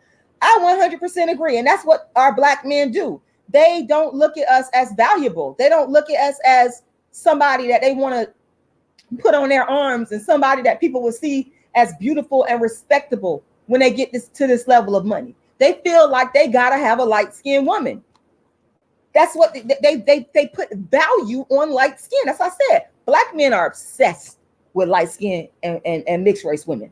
That's why these women always get the upper hand economically. Let me see. Just trying to read some of y'all comments. Jaros Mintasa, you said, why would I donate to a dark-skinned activist who's dating a light-skinned guy? Please help me understand, LOL. Oh, come on, stop.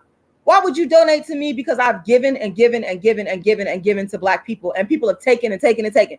This campaign should be at $1 million right now. But because of darkism that I suffer, I'm actually suffering from darkism even with my own campaign. If I was light-skinned with this campaign, people would have been and gave all this money. I would have been reached $1 million. And you know what? I'm gonna play the darkism card. You can say, "Oh, you playing?" Yes, I am, because it's the truth. The reason why I haven't gotten to $1 million is because I'm dark skinned.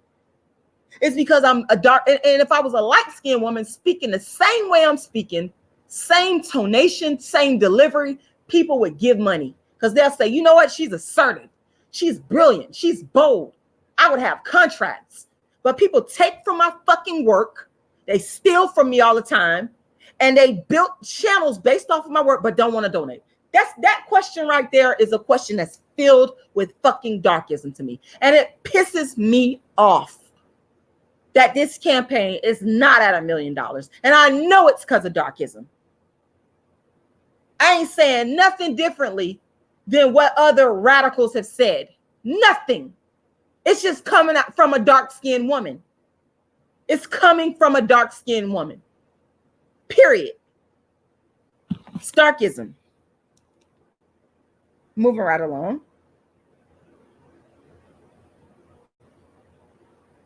Miss CH, you said, Rashida, you are saying the truth. Black men will do whatever it takes to provide for light skin and non-black women. The black woman has to work. 50, 50, 95, 10, or 100. Woo, Jesus. Woo, Jesus. Woo, Jesus. You said that. Miss CH, you said, we sure do. We have to work like a dog to get anything. They will not take care of you. They don't want you to sit and look pretty and get your hair done and your nails done and not work all day and go to the gym. But light skin, who is that? What that damn baller name? That Nicole Murphy. Nicole Murphy got 5 kids. Where's she at? Let me talk about her. Nicole Murphy. They won't let us be a Nicole Murphy. What does Nicole Murphy do? What is her job? Okay, but this lady is light skinned, able to ball, and able to go to the gym. And people be talking about, oh, she looks great. She looks good. Well, she's able to take y'all money because y'all love her because she's light skinned. Y'all obsessed. She's able to take that Eddie Murphy money, that Eddie Murphy money, that Eddie Murphy money. She's able to take that money and go to the gym and look like that. That's what she's able to do. She don't have to work a 9 to 5. You understand what I'm saying? She's able to parlay that light skin privilege. That's what she's done. And she know it. She know it. She can parlay that light skin privilege. Well, guess what? If I was balling like that with a black man that's wealthy and got all this money, and I could say, let me tell you, I'll be looking like this too, honey. I would be looking like this too. And I think she about 50 something, child. I ain't gonna hate on you because you do look good. But it's, you know what? We have to also thank your light skin privilege for that, because you ain't got to work no 9 to 5 and be tired out of your mind. And you can't go to the gym and you got access to the best food to get that money. This is what light skinned women can do. That's what light skin privilege will do. Deion Sanders, that's his name. His wife got, to me, she got light skin privilege as well. Hold on. She was able to do the same thing. Same thing. These black men will make sure that they keep they trophy wives looking good. They will make for damn sure that they ain't got to get up and work hard. They'll make for damn sure. Now, some of y'all will sit up here and say, well, she's to me, she's lighter skinned. Some of these women be putting on darker makeup to make themselves look darker, but there she go right there. She's also a fitness buff as well. Okay. So, but dark-skinned women, we get older, and the thanks that we get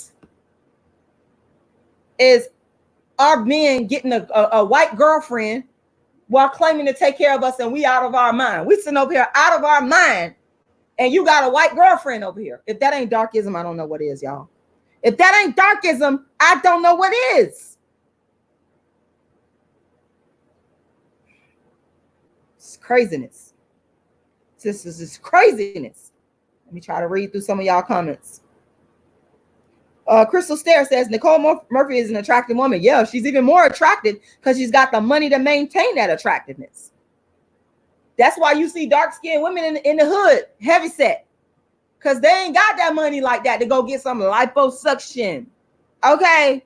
Or to go be up in the gym with a personal trainer. They got to just eat that baby weight. They can't do the Nicole Murphy. That's darkism, my friends. That's darkism. I'm giving y'all all kinds of examples of darkism here. So that's what I say. Maybe you should have took some of your money, Ray J, and stop being so darkest, and help the dark-skinned woman, pull a dark-skinned woman up out of poverty. But you're so obsessed with light-skinned and white women that there's no way in fucking hell you would have probably ever done that. There's no way in hell he would have done that. And I don't think that he would ever get with a dark-skinned woman. Hold up. Miss Mary Moore, you said, so dark-skinned women don't have money? I guess you must have tuned in. I'm not saying that dark-skinned women don't have money. In fact, what I'm arguing for, that I've been actually arguing for it for the last 30 minutes, and gave examples of dark-skinned women that do have money, Miss Mary Moore. And I pointed out the lovely, wonderful B. Smith, who's dark-skinned and built $1 million empire. But her dark-skinned husband, when she got sick with Alzheimer's, he went and got him a white girlfriend and is using up her dark-skinned money. I also pointed out one of the greatest examples of dark-skinned women with money is the wonderful, lovely Oprah Winfrey. I'm not saying dark-skinned women don't have money. It's the opposite. What I'm saying is dark-skinned women, you better go get your damn money, because black men is not going to take care of you like they're going to do a light-skinned woman. So, Miss Mary Moore, maybe you need to go replay this back, because you're off. You're off. Maybe you just tuned in. I don't know. Some of y'all that you Miss Mary Moore, I'm reading some of your comments. You're saying, this is not crazy. It appears to me that you might be dark skinned on your profile picture. You should be listening to what I'm saying. I'm actually doing a public service here, okay, by pointing out the fact that no dark-skinned women, you're not going to get taken care of by no black men like that.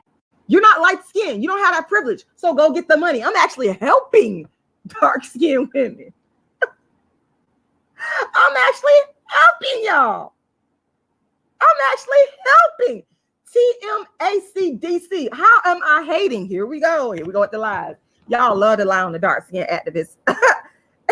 Now you saying I'm hating. Explains to me how am I hating by saying that dark skinned women, because of the fact of darkism and black men's obsession with light skinned and mixed race women and working 3 and 4 jobs and building empires to take care of light skinned women, mixed race women, exotic women, that dark skinned women got to do something different economically. How am I hating? I'm just fucking telling the truth. Why be mad? I'm telling the truth. Miss Mary Moore, it is helping. You're wrong.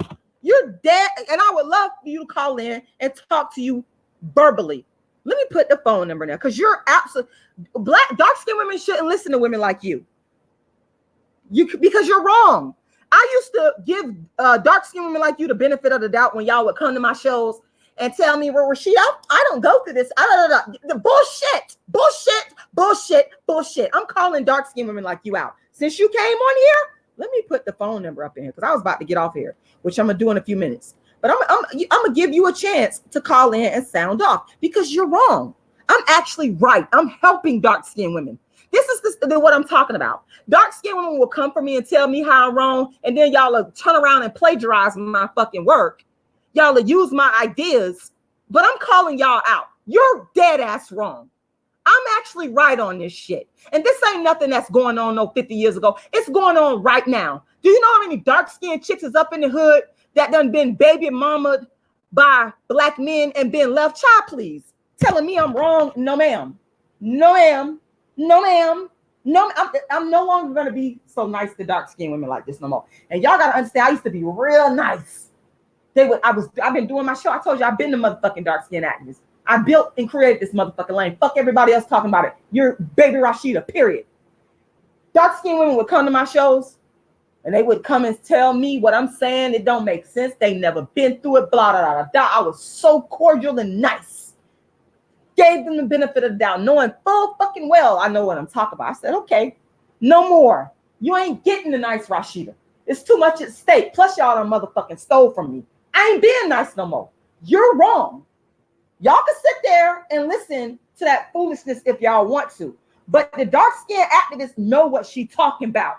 To the dark-skinned women out there, I'm telling you, I'm going to tell you straight up, you better get your money, because black men is not getting ready to take care of you like they do on the same level with white women and light-skinned women. They're not going to do it.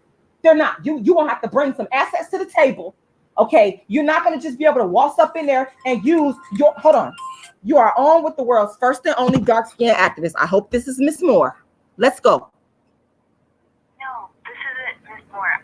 I've actually called in before. I was just calling in just saying that I agree with what you're saying partially, but I just feel like in general, I think that Black women should not only, like especially dark-skinned women, should not only date within the Black race, because in general, what happens is, of course, we see that whenever Black men make money, they date outside of their race, or they date someone who's super, who doesn't look like a dark-skinned Black woman, obviously.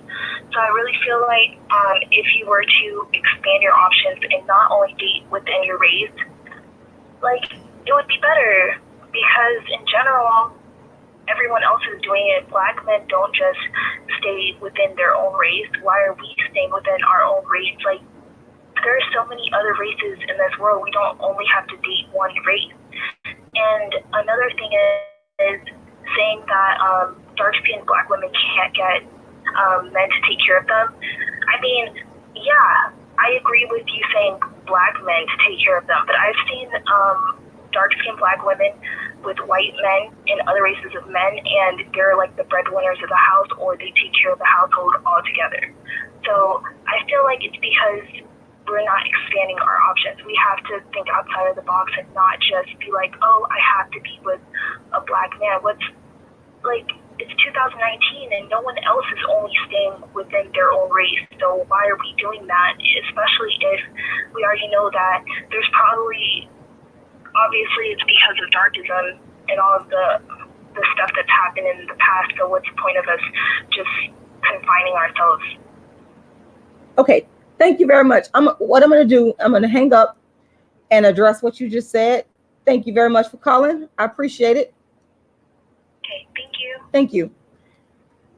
Okay, so the young lady just called in and she just said two things that struck me: that dark-skinned women should basically date interracially. And if you're in the chat box, correct me on anything that I get wrong. And that she has seen dark-skinned women be taken care of by non-Black men. Now, let me deal with the interracial part first. While I understand the argument, and I have heard that argument time and again as the solution to the problem that dark-skinned women face. But let me tell you this. I can never co-sign dating interracially, because it is the demise, the genocide of the Black race. And I cannot. That's one thing you will never hear me venture from that point, from that point of view. And I'm a person that if you can bring me some evidence, strong enough evidence, I will change my mind. But the major problem with that is what we're saying is, I, as a dark-skinned Black woman, I'm dark-skinned. Because I'm having so many problems being dark-skinned, I have to basically get rid of myself. I gotta basically get rid of my dark-skinned, nappy-headed phenotype. That's the solution. It's so bad. In terms of dating, I'm undateable because I'm Black and ugly with nappy hair that now, fuck that. I gotta just say, to hell with this shit. I'm gonna date me a white man. I'm gonna date me a Hispanic man, a non-Black man. But in doing so, I am going to get rid of my dark skin and my nappy hair. That is called genocide. And I can't co-sign that shit. I cannot. And I understand her logic. I get why you would say that. I understand. But the flip side of that is when you are dating interracially, and I'm speaking specifically about blue, black, dark skinned women. Look at what you're doing. Look at what you're doing. Let me go to my Facebook. Let me show y'all something. I'm finished to show you why I cannot. This is why I can't date interracially. I'm not willing to get rid of dark skin, nappy hair. I can't do it. I can't sleep at night. And I don't hate nobody. Don't get it twisted. I don't hate nobody. To say that, oh, I don't want to date interracially does not mean that I hate you. It's I love that what you see on the screen right now. I love that. That child looks like me when I was growing up. That's what I look like that everybody was picking at and going in on. You too skinny, you nappy headed, you black, you da da da da da. But that's what I love. I'm too strong for that. You're not gonna make me. Your self-hate is not gonna make me engage in self-hate by dating interracially and getting rid of what I look like. That's not gonna happen. That ain't gonna happen. No. Got another call coming in. Here we go. You're on with the world's first and only dark-skinned activist. Let's go. Hello? Yes. Yeah, this is Miss Mary Moore. And for the listeners, go subscribe to my channel. First of all, Rashida. Hold on. Slow down. Let me let them know that you're on the phone. This is the Miss Mary Moore that's on the phone. And she wants y'all to go and subscribe to her channel. Yeah, because you are making, you're victimizing black women. First of all, what you were just saying, what made me call in is the fact that you're saying, you know, you're not, your personal preference is not, you know, any other race. That's your personal preference, okay? My personal preference is love is colorblind, okay? I respect the movement of black love and all this other stuff. Yeah, sure, whatever, great, wonderful. But now you're taking the conversation to a whole different narrative. First of all, black women, I feel like we've come a long way. I feel like we've made leaps and bounds. We just had a dark-skinned woman as the first. You know, you're taking us backwards, honestly. I'm not taking us backwards. How am I taking us backwards? Explain to me, how am I taking dark-skinned women backwards? Me saying that dark-skinned women need to get their own money. I don't think you listened to what I said. Dark-skinned women need to get their own. Hold on. Dark-skinned women needing to get their own money, like Oprah Winfrey, like B. Smith, and not sit there and wait on a black man that has wealth or has means to take care of them. How is that setting dark-skinned women back? I don't understand that one.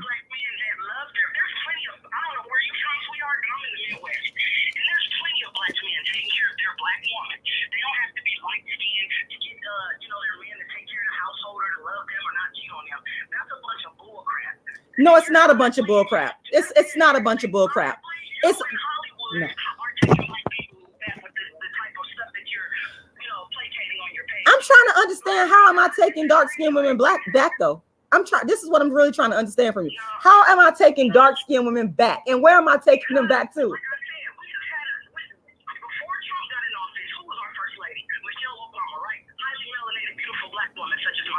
An outlier. That is positive.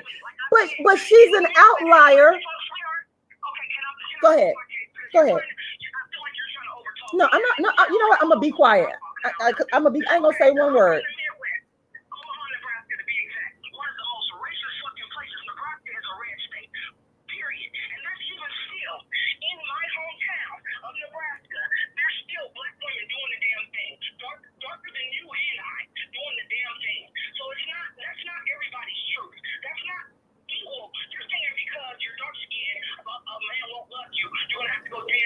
That's not what I said. Okay, well, that's not true. Black men love, the black unit is a positive one. And honestly, all I see is positivity. When I'm in relationship goals, I see beautiful black couples. I see, you know, and all of that stuff. It's not all across the board. That's just, I never said that.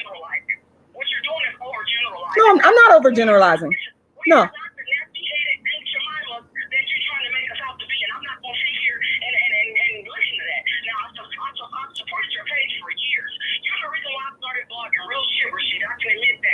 Well, thank you. Okay, so I respect what you're trying to do, but on this particular video, I just disagree, sweetheart. Black women are coming up. If anything, yes, I do agree that we're bottom of the totem pole, but the narrative of the black woman is getting better. They're starting to get more better roles. Look at Viola Davis. She's dark as fuck. But I'm not. But wait a minute. Hold on. Wait a minute. I'm not saying that black women are not coming up. That's not even what I'm saying. What I'm actually saying is that dark-skinned women should not be depending on black men to take care of them, and they should go out and get jobs. Hold on. I want to address it specifically what you're saying. Okay. You don't prefer to interracially date. So what's your message for me? I'm confused now. What's your message for me? Why would I want to kill myself? Why would I want to kill off my phenotype? Why would I want? Now that's taking black dark-skinned women back. If you hold on, let me address that because that's a good one. Interracial dating is taking dark-skinned women black because guess what? That's taking dark-skinned women out. Your ass is gone. You're finished. No more dark skin, no more kinky hair. That's taking dark-skinned women. Forget taking them back. That's taking them out. That's taking them out. Why would so are we saying that we need to be out here interracially dating because black men? My whole movement is about this. Let me say this.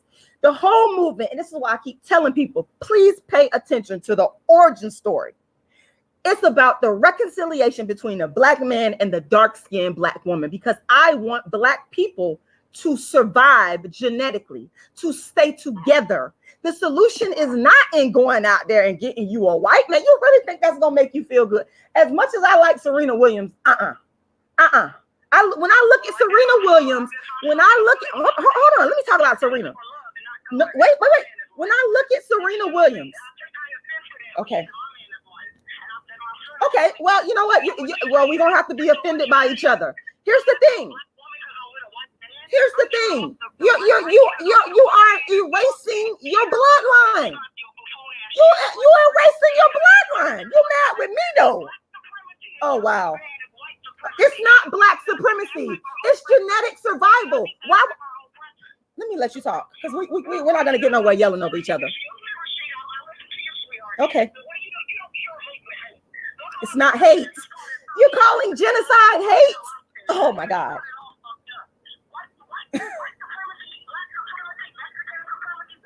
It's not black supremacy. This has nothing to do with black supremacy. Now, I'm not saying that black folks ain't disenfranchised because of slavery. You know, I'm not saying that we've been put back, our success has been staggered because of slavery. I get where you're coming from, but your message is kind of getting fucked up. It's not fucked up. No, ma'am. Saying that dark-skinned women should not date interracially is not black supremacy. No, ma'am. No, ma'am. That's not racist.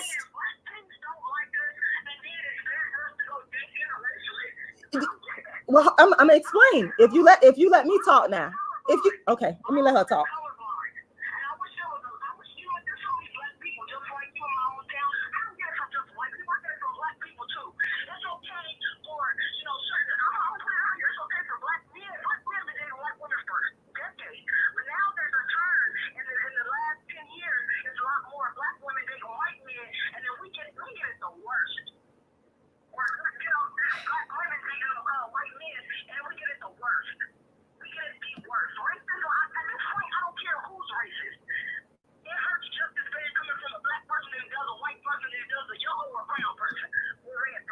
Okay, can I talk?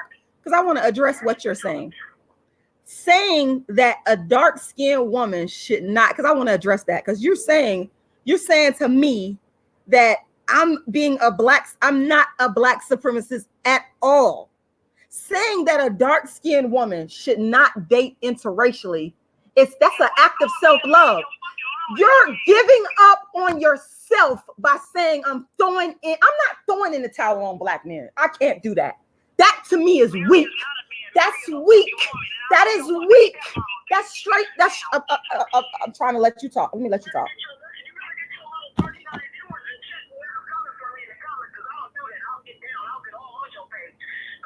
No, it comes with the territory. It comes with the territory. Okay. Hold on. It comes to the people that's listening. Out of respect for you, first of all, this does come with the territory. You got to be able to take the heat. But y'all, I need y'all to please be respectful because right, well they do it to me all the time. I've gotten death threats and all that. I'm unbothered. Here's the thing, though. Here's the thing. I can't give up on black women or black men, I'm sorry, and sleep at night. I can't do that. That's genocide. That does not mean that I don't, hold on. That don't mean that I don't like, I hate white people or hate like that. I ain't even know what this is about. No, this is bigger than preference. It's bigger than preference.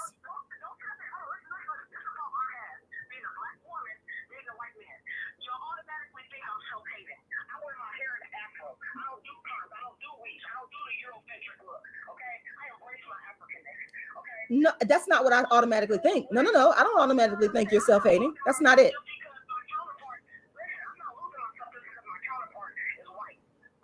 But that's not it. I don't think you self-hating because of that. It's the impact. Listen to me. It's the impact. It's the impact of what you're doing. You're going to, if we keep on talking about using, listen to what I'm saying. If we as dark-skinned women, I'm gonna focus on dark-skinned women now. If we as dark-skinned women say, you know what, the solution to our problem is to go date interracially, we're done. We're finished. Ain't gonna be no more dark-skinned. Do we not understand this? Oh my God. This is the real reason why I do what I do.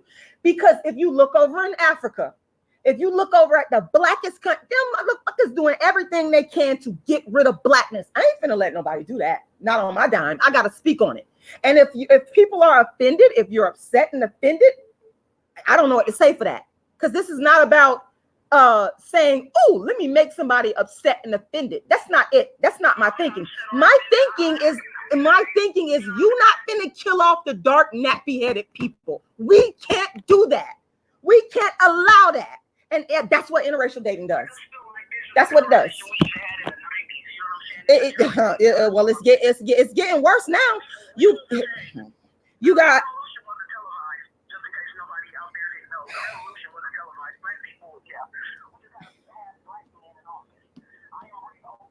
Obama was black. Obama wasn't black.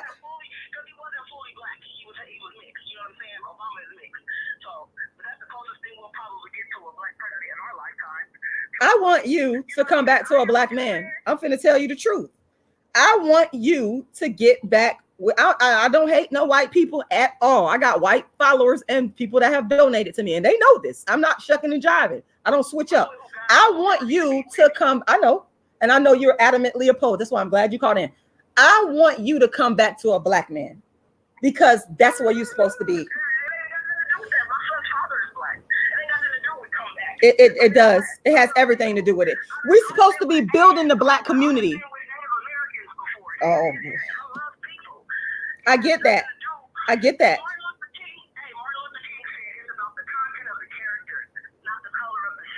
But you know what? I disagree. I disagree with that.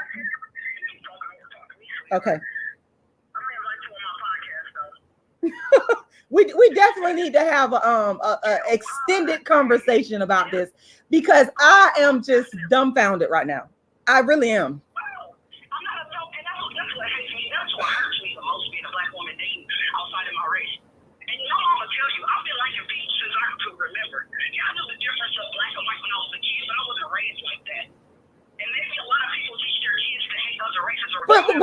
But this is not about hate though.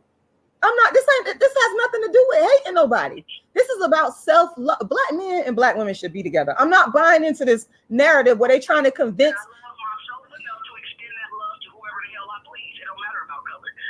Wow.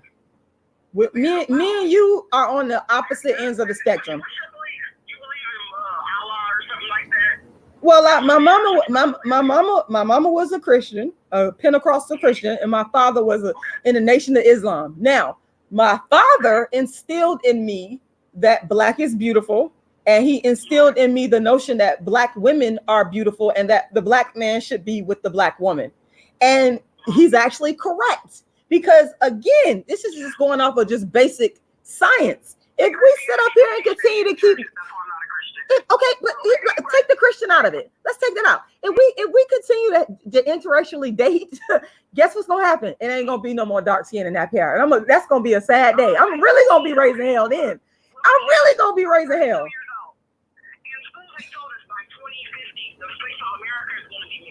Do you want that? You want that? You want the face of America to be mixed people?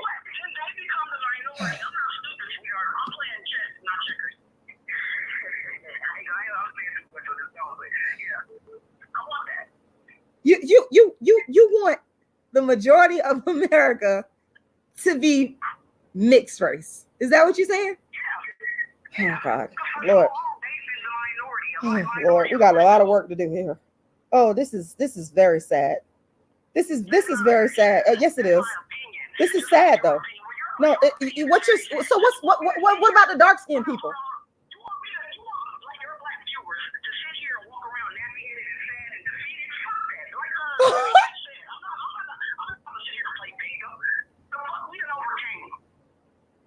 Wait a minute though. What a dark skin that be had? So we just supposed to just get the hell on and go off the face of the earth somewhere? This is crazy. No. But okay. Let me not put words in your mouth. I'm just saying this. If we're gonna have a majority brown, what's your YouTube channel?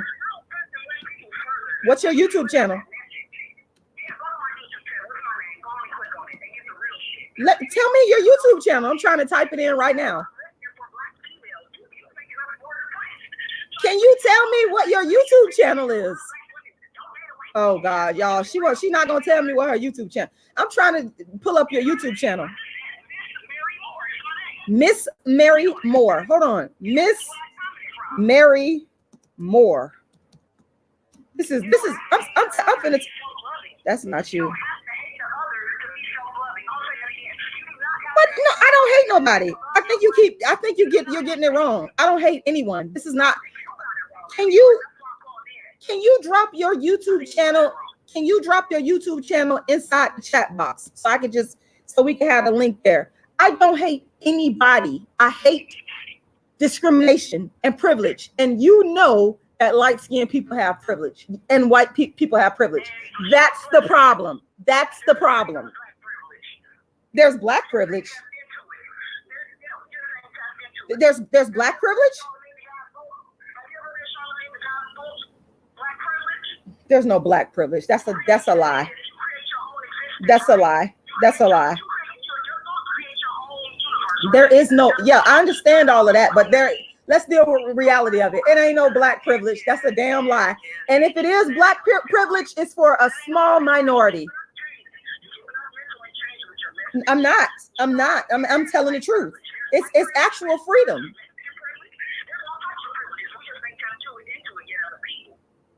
There's no black privilege.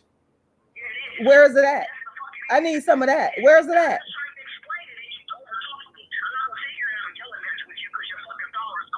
Okay.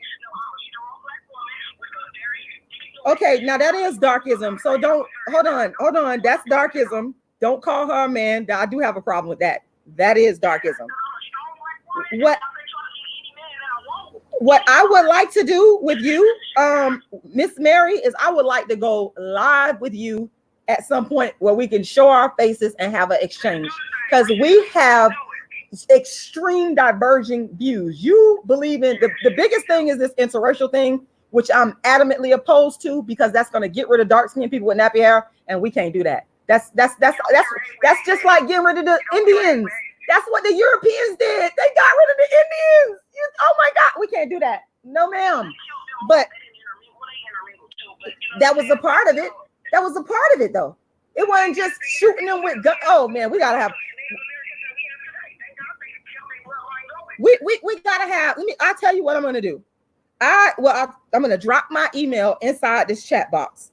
Please send me an email, because I want to set up a live, because this right here, are you dark skinned? Are you a dark skinned woman? We got 2 dark skinned women. You're the type of dark skinned women that used to come to my show and they would say the same thing. I was so nice and gracious. I ain't gonna be gracious no more now. I'm just gonna warn you. I want to go live with 2 dark-skinned women. One of them is saying, Rashida, what you're saying is fuckery and bullshit. This is bullshit. And I'm going to drop my email in there. And I want y'all, and you drop your channel in there. I want y'all to go to her, because she's telling you, come to her channel and subscribe. Go to her channel. I'm going to drop my email in there and email me, because I want to set up a further thing for this. I really, and I'm going to email you as soon as, or you can email me, because I'm going to drop my email in there. And if you email me, I'll respond as soon as I'm done with this live.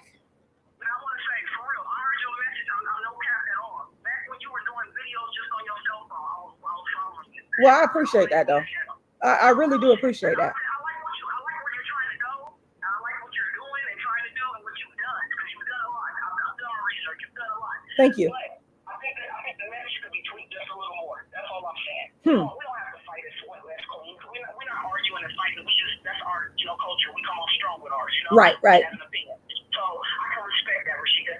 But I think that my message is a little different from yours, and my message is you can't cure hate with hate. Okay. Why be like the oppressors? Why be like them? Why have black supremacy and there's already white supremacy? I want to totally continue. It should only be God supremacy. That's what I believe. I want to totally continue this conversation. And I mean in a live fashion. So I'm gonna drop the email. I'm gonna let you go, and I'm gonna drop the email. And please shoot me an email so we can set something up. Yes, ma'am. Love and light. You have a good day. All right, you too. All right, thanks for calling in. Okay, that me and Miss Mary, we have got to, let me drop my email in here right now before I forget. Dark skin is beautiful campaign at gmail.com. That is my email. Now, y'all know that I have always been open to talking to anybody. Now, I really want to set up a live with Miss Mary. Miss Mary, if you're still watching, make sure you drop your YouTube channel in the chat box. Make sure y'all go and subscribe, because this is important, y'all. This is epic. Let me tell you why this is epic. Let me tell you, let the dark skin addict.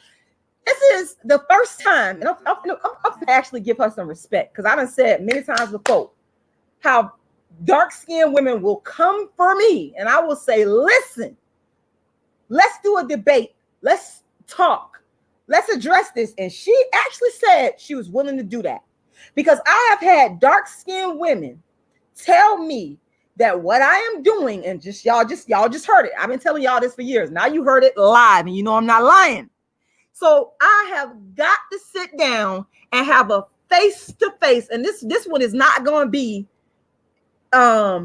where we're not showing our face. We're going to show our face and bring the argument to the people. We're going to talk about why dark skin, and I have never advocated. I have never in my life advocated for no interracial dating. Dark-skinned women, you are making the biggest mistake of your life when you talk about interracial dating. I was trying to get at Serena Williams, but we was kind of over talking each other, and I'm gonna try to set it up. I'm gonna try to bring in a moderator to where we don't over talk each other, because I want the people to hear her side, and because I want it to be fair, because I don't want anybody to say, "Oh, Rashida, you over talked me." I don't want that. I want there to be a moderator to where she can get her points out and I can get my points out, and the people can listen and decide. I think I got another caller coming in. That's gonna be a hot damn debate. Oh my God. Please make sure you email me. You're on with the world's first and only dark skin activist. Oh my God, I can't believe I'm on with Rashida. This is Lisa. This is Lisa in the chat. Hi, Lisa. How you doing? I'm okay. I'm so sorry for committing darkism. It's just that Mary kept on talking and talking, and her voice is kind of deep. Oh no, we can't do that. Oh my, you know what? Okay. I get accused of being manly because of my voice too. So I can't condone it, even though I disagree with her. I have to always defend the feminine. Thank you. Well, people done told me, "Oh, your voice is too deep." This, that, and the third. I don't even care about that no more. I don't care. It's darkism. It is. It is. So with Miss Mary. Mary is different. No, she a dark-skinned woman. You know what? I could disagree with her and argue with her all day about the interracial dating stuff. But on the femininity tip, that is an attack on her dark-skinned femininity. Like any dark-skinned woman that embraces her femininity, like we can't do that. Like I just, because I know how it's made me feel. I might not always say, oh, I'm upset about this, or it might come out in a way where I'm like angry, but it's very hurtful. And it's an attack on my femininity as a dark-skinned Black woman. But I'm very glad you called in, though. Yeah. Ain't nobody talking about dark shit until Rashida Strober do it. Oh, you want me to say my you ain't even talk about dark skin. You ain't even talk about dark skin. You ain't even talk about dark skin until you heard Rashida Strober do it. Yeah. Long live Rashida Strober, world's first dark-skinned activist. No Rashida, no Lupita. No Rashida, no Lupita. I love it. Thank you very much. Oh my God.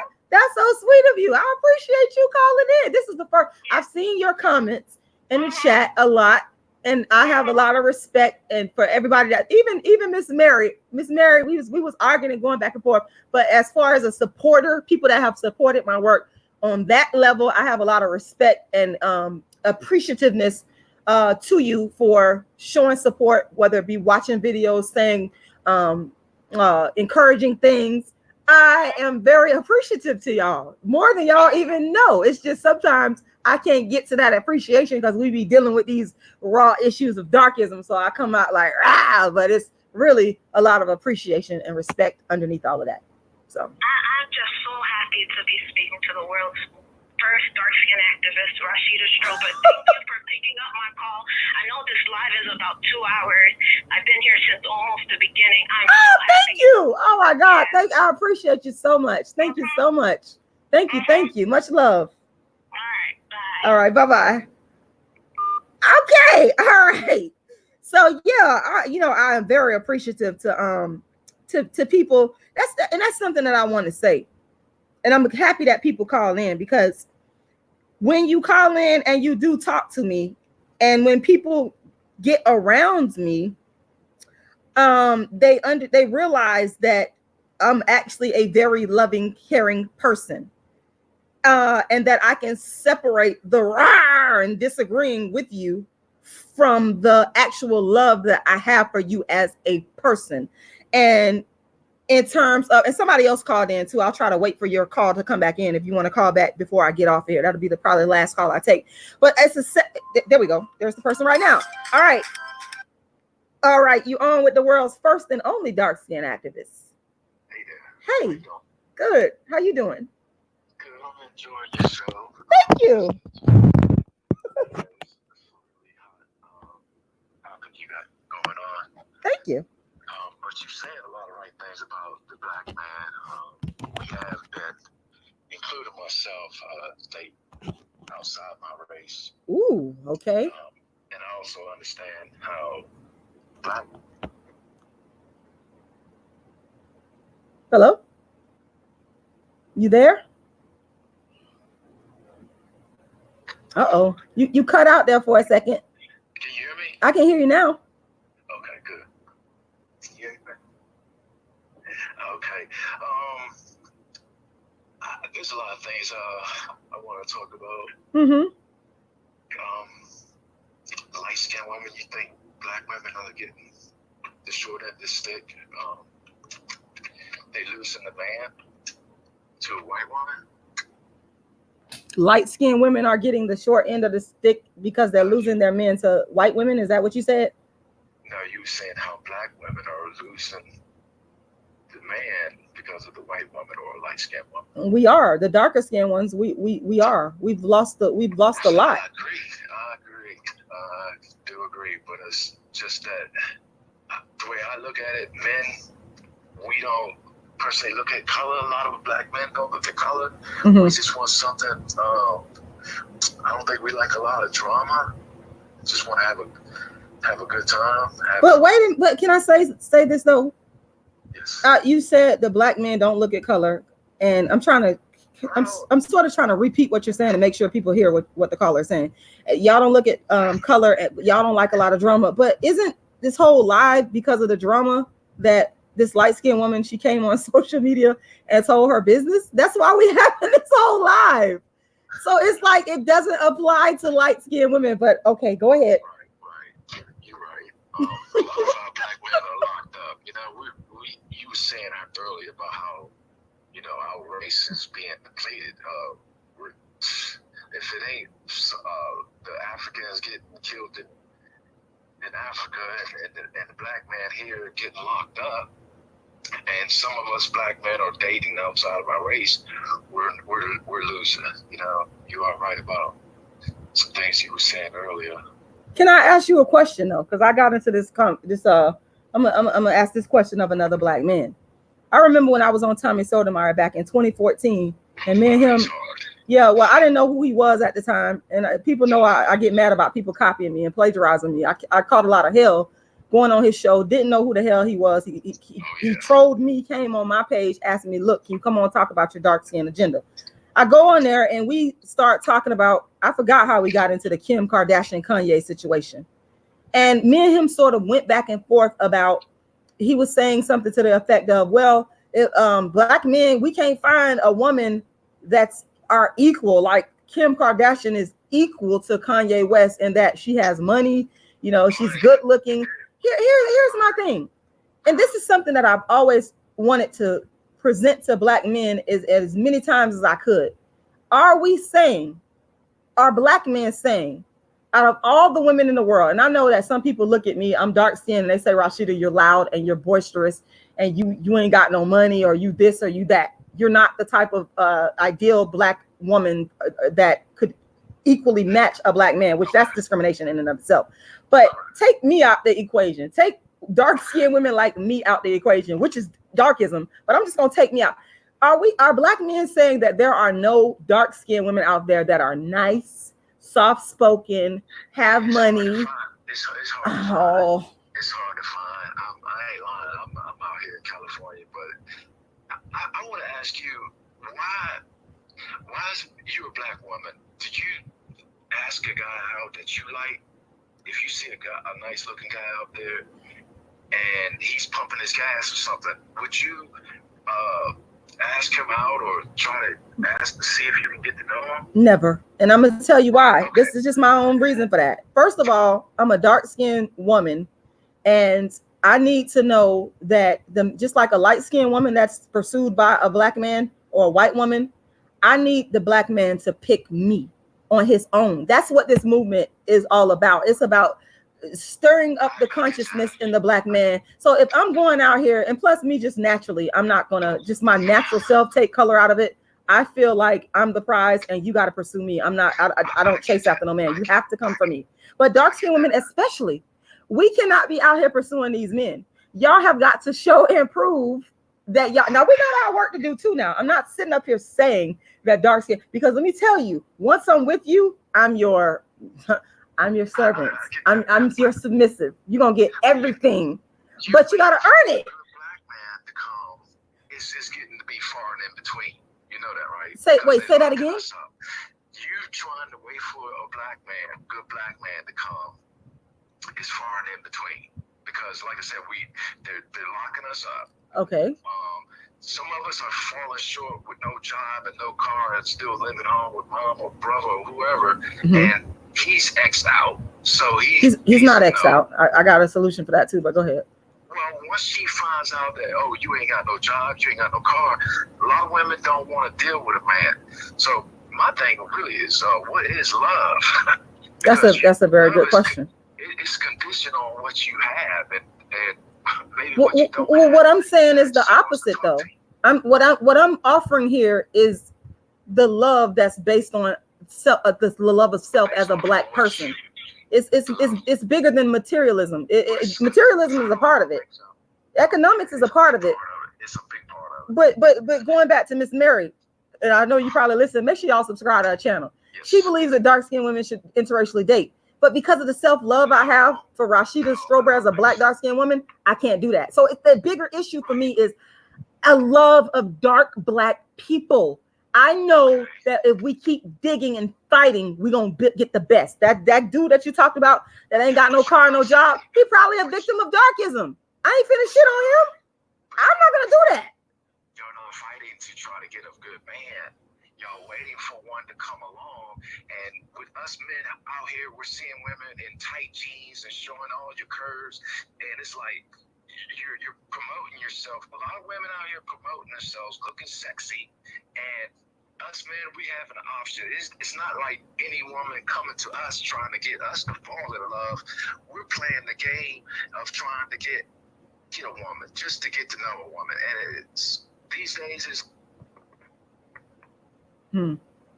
And another good thing, going back to Miss Mary again, I got to keep bringing her up because she created a opposing angle to my beliefs. So what we have to do, the same thing with the black man and the black woman, going back to the idea of reconciling, is we're opposing each other in a lot of ways. So what we got to do is sit down and hash this thing out and come to a meeting of the minds and look at the bigger picture, which is the self-preservation. And I'm talking about black global self-preservation. That's the lens that I'm seeing all of this through.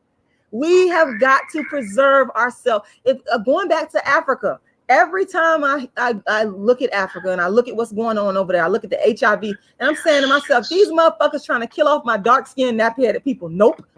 I've got to keep fighting. I got to keep fighting. I can't sit back and let that happen. I love it. Okay, but look, let's go back to what you said. We got to preserve ourselves. Uh-huh. It's nothing that black women are doing to preserve ourselves. It's being really dependent on the black man to pick the black woman to make a black baby. Exactly. So I don't see where a black woman is trying to do anything in preserving our race other than staying with a black man that comes along her way. Well, I see what you're saying, and I think that she should be trying to build that whatever black man it is. If he ain't working, I agree. Working together. I agree. Have things. I agree. Today, you got. Oh, you cut out. You there? Yeah, I'm here. Hello. Yeah, I'm here. I can hear you now. Yeah, today you gotta have things. You gotta have material things to be with somebody these days off the top. Off the top. And white women, they're not like that. Well, that's because they're already in a privileged position. They don't need to. I mean, we're traumatized people. We're traumatized. We're traumatized. Black people are traumatized in every way. I mean, we're the descendants of slaves. We traumatized as fuck. That's why I said I can't just let this go, because I know what we're dealing with in the overall scheme of things. I'm looking at the big picture of it. So instead of me walking away from the black man and going, let me go with me a white, and I ain't finna do that. No. I'm finna go. I was married for a long time, for 10 years. The dark to a tar black man, he didn't do right. How come you today go see a black man somewhere and just strike up a conversation? You don't have to come at it like, sex or nothing like that, but just strike up a conversation. I feel like today, men are not getting love. Okay. We're expected to do. That's a good point. Man these days are coming out of a relationship because she cheated. That next relationship, we still gotta pay for this, pay for that. Yeah. To get her attention, to see if she really liked us and get to be with us. When do a man get to fall in love? I agree with you on that. And you're right. I agree. And one of the things that I would personally recommend doing now, I know how I come across online, but in my real life, when I'm in a store or when I'm at the park or wherever the hell I'm at, and I see a black man, I speak to him. I smile. I know y'all don't believe that, but if you followed me around on a day, that you would be like, that's what I do. I used to work in California. I used to be a hiring manager at this one particular place, and I used to interview people. And this one black man, he came in one day, and I was just smiling and talking to him, and he was like, I can't believe you smiling and talking to me like this. He couldn't believe it. But because I know we traumatized, I'm not mean. Now it's not a reverse not happened to me more times than I could count. I've been treated bad by black men, but the ones that actually say hello to me or smile at me, or I actually do say hi to them. I actually am nice to them. Okay, I'm not going to just pass another black person. Now I'm gonna be honest. Now if I'm running, y'all better leave me the hell alone. I don't talk to people while I'm running. I gotta get my cardio in. I'm dark skinned. I can't be fat. I gotta stay in shape. So I can't be out here talking to you while I'm doing my run. That's probably the only time I will not say nothing.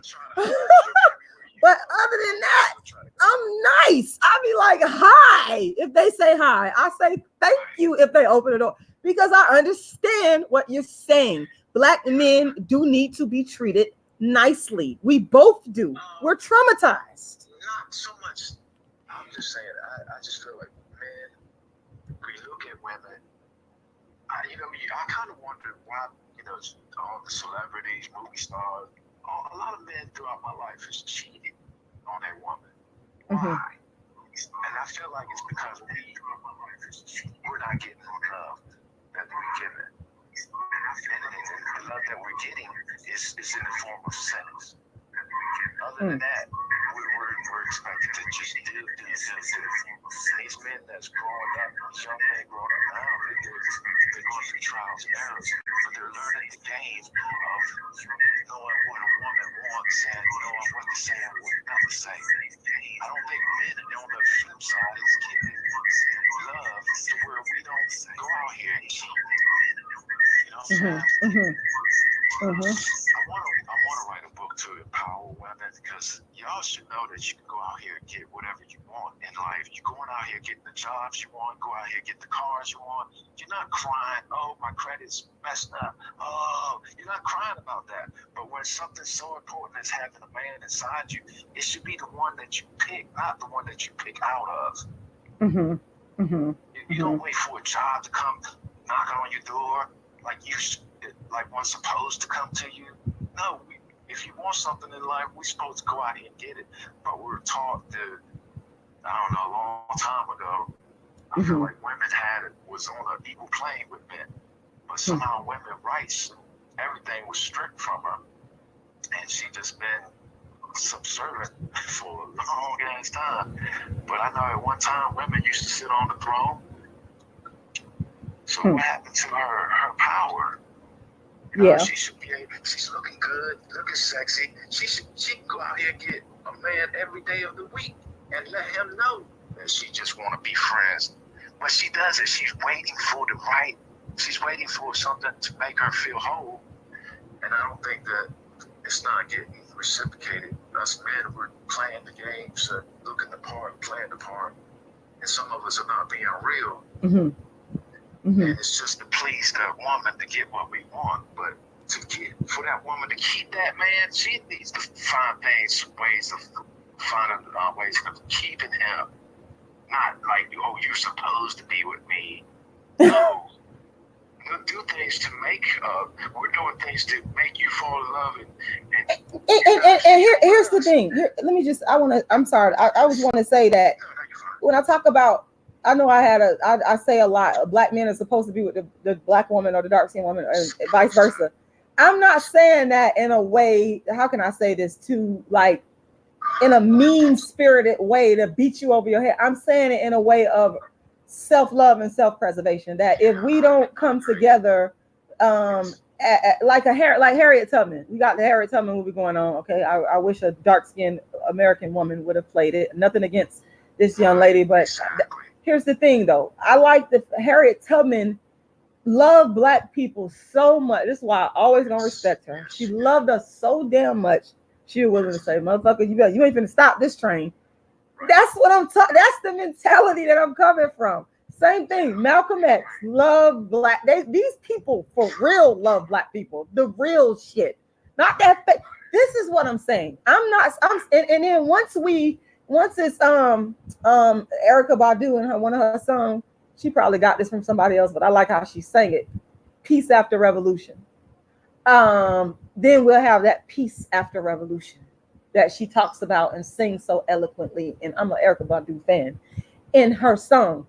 After we go through all the bullshit, then we can settle down and be peaceful. That's what I'm really looking for. We've been traumatized through this system, and now we are digging our way out of it and trying to find out. I'm just trying to provide a solution. And mine, again, I don't think it's to run from each other. I don't care how a black man acts or whatever. I say, okay, in my head, I say, you know what? There's millions on earth. Okay, next, moving right along.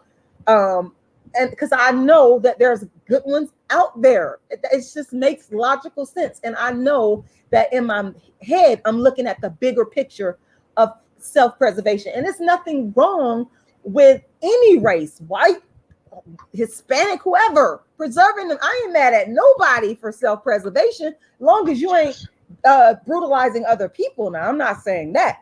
We're not going to do what happened to the Indians. I'm not for that. Now, that's genocide.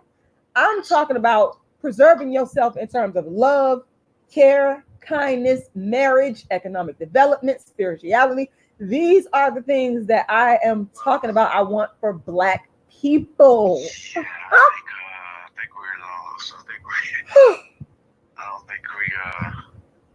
think we're gonna get that back. I do. I'm gonna keep fighting for it. I don't know if it's gonna happen in my lifetime. Maybe it'll be dead and gone. But I think it's a worthy fight. They're locking us up and they messing with our foods to make us gay. Oh boy. I think it's about unity now and loving everybody and not looking at color. And I don't think this. I would hope. Well, we'll just have to disagree on some things. I'm hopeful for the Black man and the dark-skinned Black woman in balance to come back together. That's my goal. Some position of power. There's not gonna be no changes. We gotta be somebody in life to make some changes. Yeah. Well, I'm glad you called in. And have a woman Black president. A female Black president. That'd be great. You think we ready for that? Yeah. Yeah. Why not? Yeah, she's good. Well, I don't know. I have to see what a person does in terms of instituting policies that's going to actually positively impact Black people, which I don't think a lot of these presidents have done. But you can't count nobody out until you actually give them a chance to actually see what they're going to do. So absolutely, I wouldn't mind seeing a black. I'm just going to be honest, a dark skin, because I feel like dark skinned people never get they due. Okay, I wouldn't mind seeing a dark skinned Black female president, somebody possibly like Michelle Obama, because I know she has a history of for real loving and helping Black people, a real deal person. I don't want nobody that's just talking about it just to get votes and just to get in the office and say I'm the first. No, we need some tangible evidence of you being prepared to actually help the everyday Black person, everyday dark-skinned person on a day-to-day basis improve their life chances. That's what I'm looking at. Okay. But is there anything else you want to say before we go? I think you're doing good. You're being positive. You're handling everybody patiently. So you're good. I enjoy your show. What you're talking about. Well, thank you. I'm so happy you called in. I appreciate all y'all points of view. I really do. It might not seem like it, but I actually do. Yeah, I'm gonna go ahead and subscribe to you. Please do. Thank you. I appreciate it. Have a blessed day, great day. You too, and thank you for calling in. Okay, take care, sister. All right, bye-bye. All right, bye-bye. Okay, y'all know I love that male energy. I mean, I'm not gonna fucking sit up here and what? The brother got a smooth. Okay, let me stop. Let me stop for my light-skinned boyfriend. Here's me.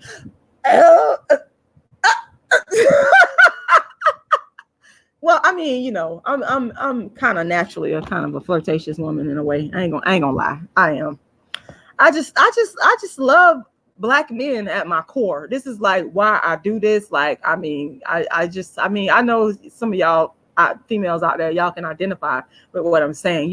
I just love the masculine energy of the Black. Okay,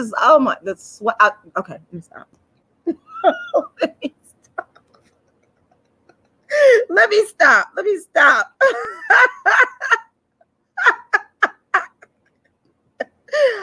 Okay. Okay, I definitely want to thank everybody that took the time to call in today. Nikki Floyd, the contradiction. Oh, you gonna talk about me and my light-skinned boyfriend? Okay. I'm gonna have to do a lot. Matter of fact, I'm gonna try to get my light-skinned boyfriend to do a live with me so that we could sit down and talk about do a whole damn show about my light-skinned boyfriend and why I have because y'all and answer all y'all questions about this. That's what I'm gonna have to do. I definitely want to say shout out to Miss Mary Moore. Let me tell y'all why I'm shouting her out. I gotta shout her out again.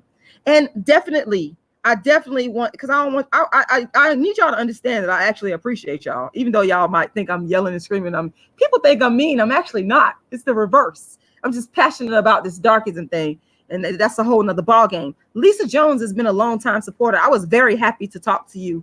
Thank you to the brother that called in, the sister that called in earlier. You had called in before. I'm definitely appreciative of Lisa Jones because I'm sorry, you as well, Lisa Jones, but Miss Mary Moore, because she has an opposing view. And I think this is very important in terms of furthering our understanding of why dark-skinned activism is necessary. And it demonstrates what I've been it's one thing to tell people something that I know I've been doing, and then it's another thing for you actually to see that I was actually telling the truth about this. And I told y'all before, doing my darkism shows, I would always do a talk back, and it never failed. There would be a dark-skinned woman in the crowd, just like Miss Mary. And that Rashida would be so humble and quiet and just agree and never say anything. But I can't do that anymore because it's critical now that we conflict with each other, because conflict is good. And conflict is going to help us to get to a better understanding of what we need to do and where we need to go. And I'm so confident that I could bring Miss Mary back to black. I'm confident in that. It's a challenge. And it's a part of my overall goal of bringing, because you know what? It's so funny because I've always been fighting to bring the black men back. But now we got a dark-skinned woman who I want to reel black back. Let's reel her back into black. Let's, black men, this is on y'all. Let's bring Miss Mary back. Dark-skinned women like Miss Mary back to her rightful place. Just like I've always wanted to bring, and y'all got to understand, I was coming at it from a female perspective in terms of I want me a black man. I want me a black man. But listening to Miss Mary presents the flip side of this. I'm tired of this shit. I'm going to go date interracial. I'm going to love it. We need to come back. We all need to come back home. Some of us are straying. And, like the prodigal son, prodigal daughter, you're going to come back. You're going to come back to black. You're going to, listen, I know you might not think you are. How do I know this? Because I have actually met some of my converts in person. Okay, shout out to Les Johnson. I got to say your name. I met you in person. We had a sit down. We was at Starbucks and we chatted it up, and he had been following me for a while. He told me the whole story, and I was like so fucking happy. I was because this is what dark skin activism is. It's self-love. It's not, I don't hate nobody. Y'all getting me mixed up, man. I'm telling you, you wouldn't believe the number of white followers I actually have. White donors, people. I even had a white person that helped me produce a show. Like, this has nothing to do. People that love people understand that dark skin activism is a humanitarian movement. Dark skin activism serves to take the dark-skinned person that has been traditionally downtrodden in the United States and treated badly and raise them up to their proper position. Our relationships amongst each other as Black people has been destroyed. That's dysfunctional. That it shouldn't be like that. We should be trying to correct that. And so my goal is to bring the Black man and the dark-skinned woman back together. It's a beautiful thing. I've seen it with my own eyes. When the Black man and the dark-skinned Black woman is together, that shit is fire and beautiful. I'm telling you, it's beautiful. I've seen it. And when I see it, I just sit back and watch. I don't say nothing. I just sit back and watch and be like, damn, that's how it's supposed to be. That's what I want to see. That's what I'm not stupid. I'm not sitting up here saying that every black man is going to be with a dark-skinned black woman. That's not what I'm saying. I never said that. We talk about balance. We're talking about balance. So our challenge here is, let's see if we could bring Miss Mary back.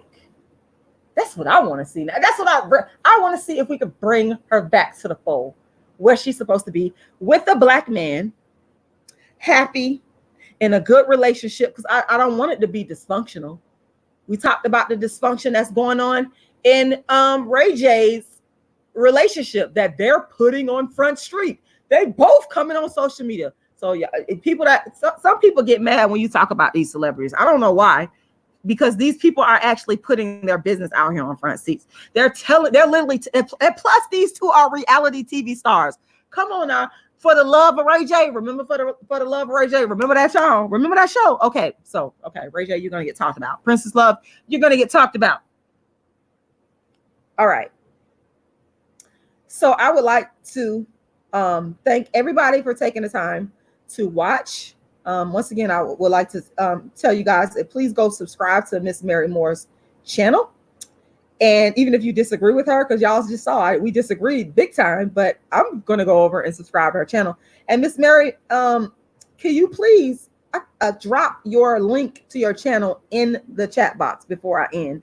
Because I want to make sure I go click it and then go subscribe. I need to go click it and subscribe to your channel. So make sure you drop your actual channel link. That's the easiest way for me and a lot of people to go ahead, because sometimes when you type it in YouTube, it doesn't come up in the search box like quickly enough like it did when I was trying to type it in when we was talking on the phone. So please drop the actual link to your channel in there so we can can you drop the link?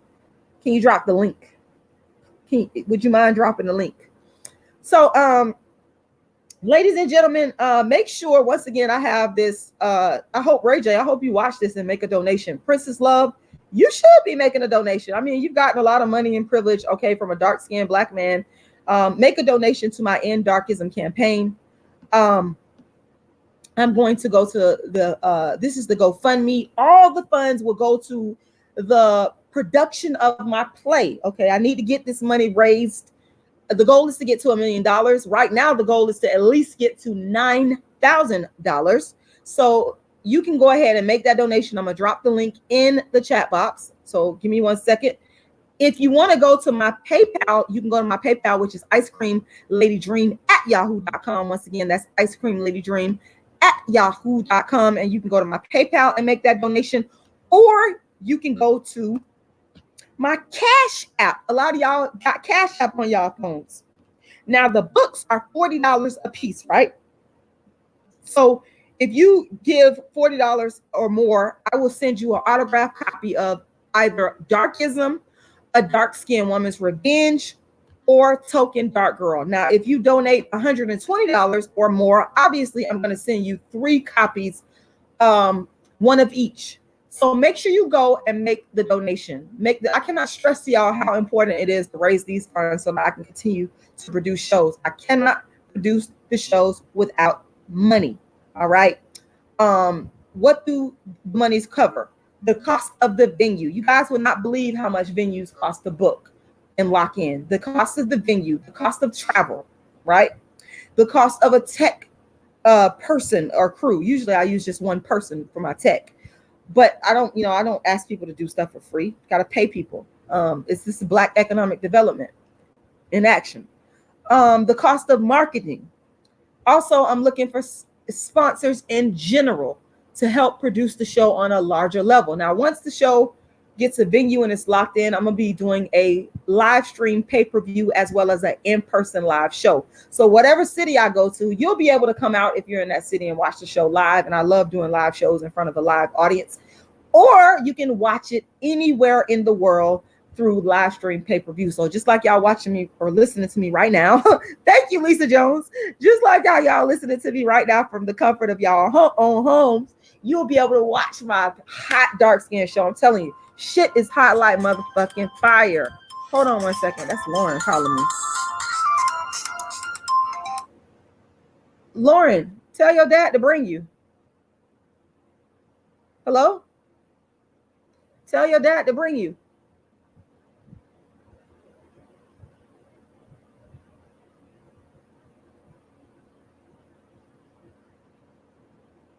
Okay, I'll call you. Call me back in about 5 minutes, okay? Tell your dad to bring you, darling. I'll call you back in about 5 minutes. Come back in 5 minutes. Okay, so y'all, I gotta get out of here because that's Lauren. She's at her dad's house and she ready to come home. So I gotta go.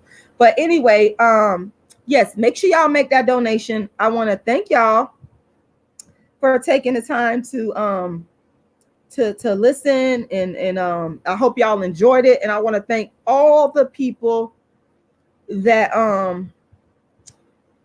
called in. I hope y'all still listening. Shout out to every single, even if I disagree with you. At the end of the day, I respect people's points of view. I might not agree with it now. We might argue, but I'm gonna give you your respect.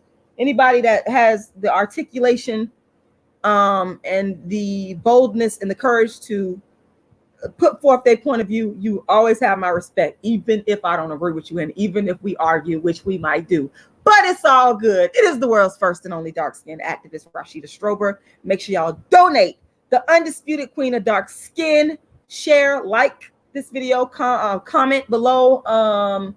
Hit the notification bell for more lives. And I will be coming at y'all with a review of my Ready to Love. The Ready to Love on own dark-skinned Oprah Winfrey Network that's giving these Black people opportunities. Shout out to Oprah Winfrey for that. I'm going to be watching Ready to Love tonight, and I'm gonna be giving y'all a review. I love the show though. Damn, I love that show. But I have to call out the darkism. World's first and only dark-skinned activist. Make a donation. I gotta go pick up Lauren. I'll see y'all later. Peace.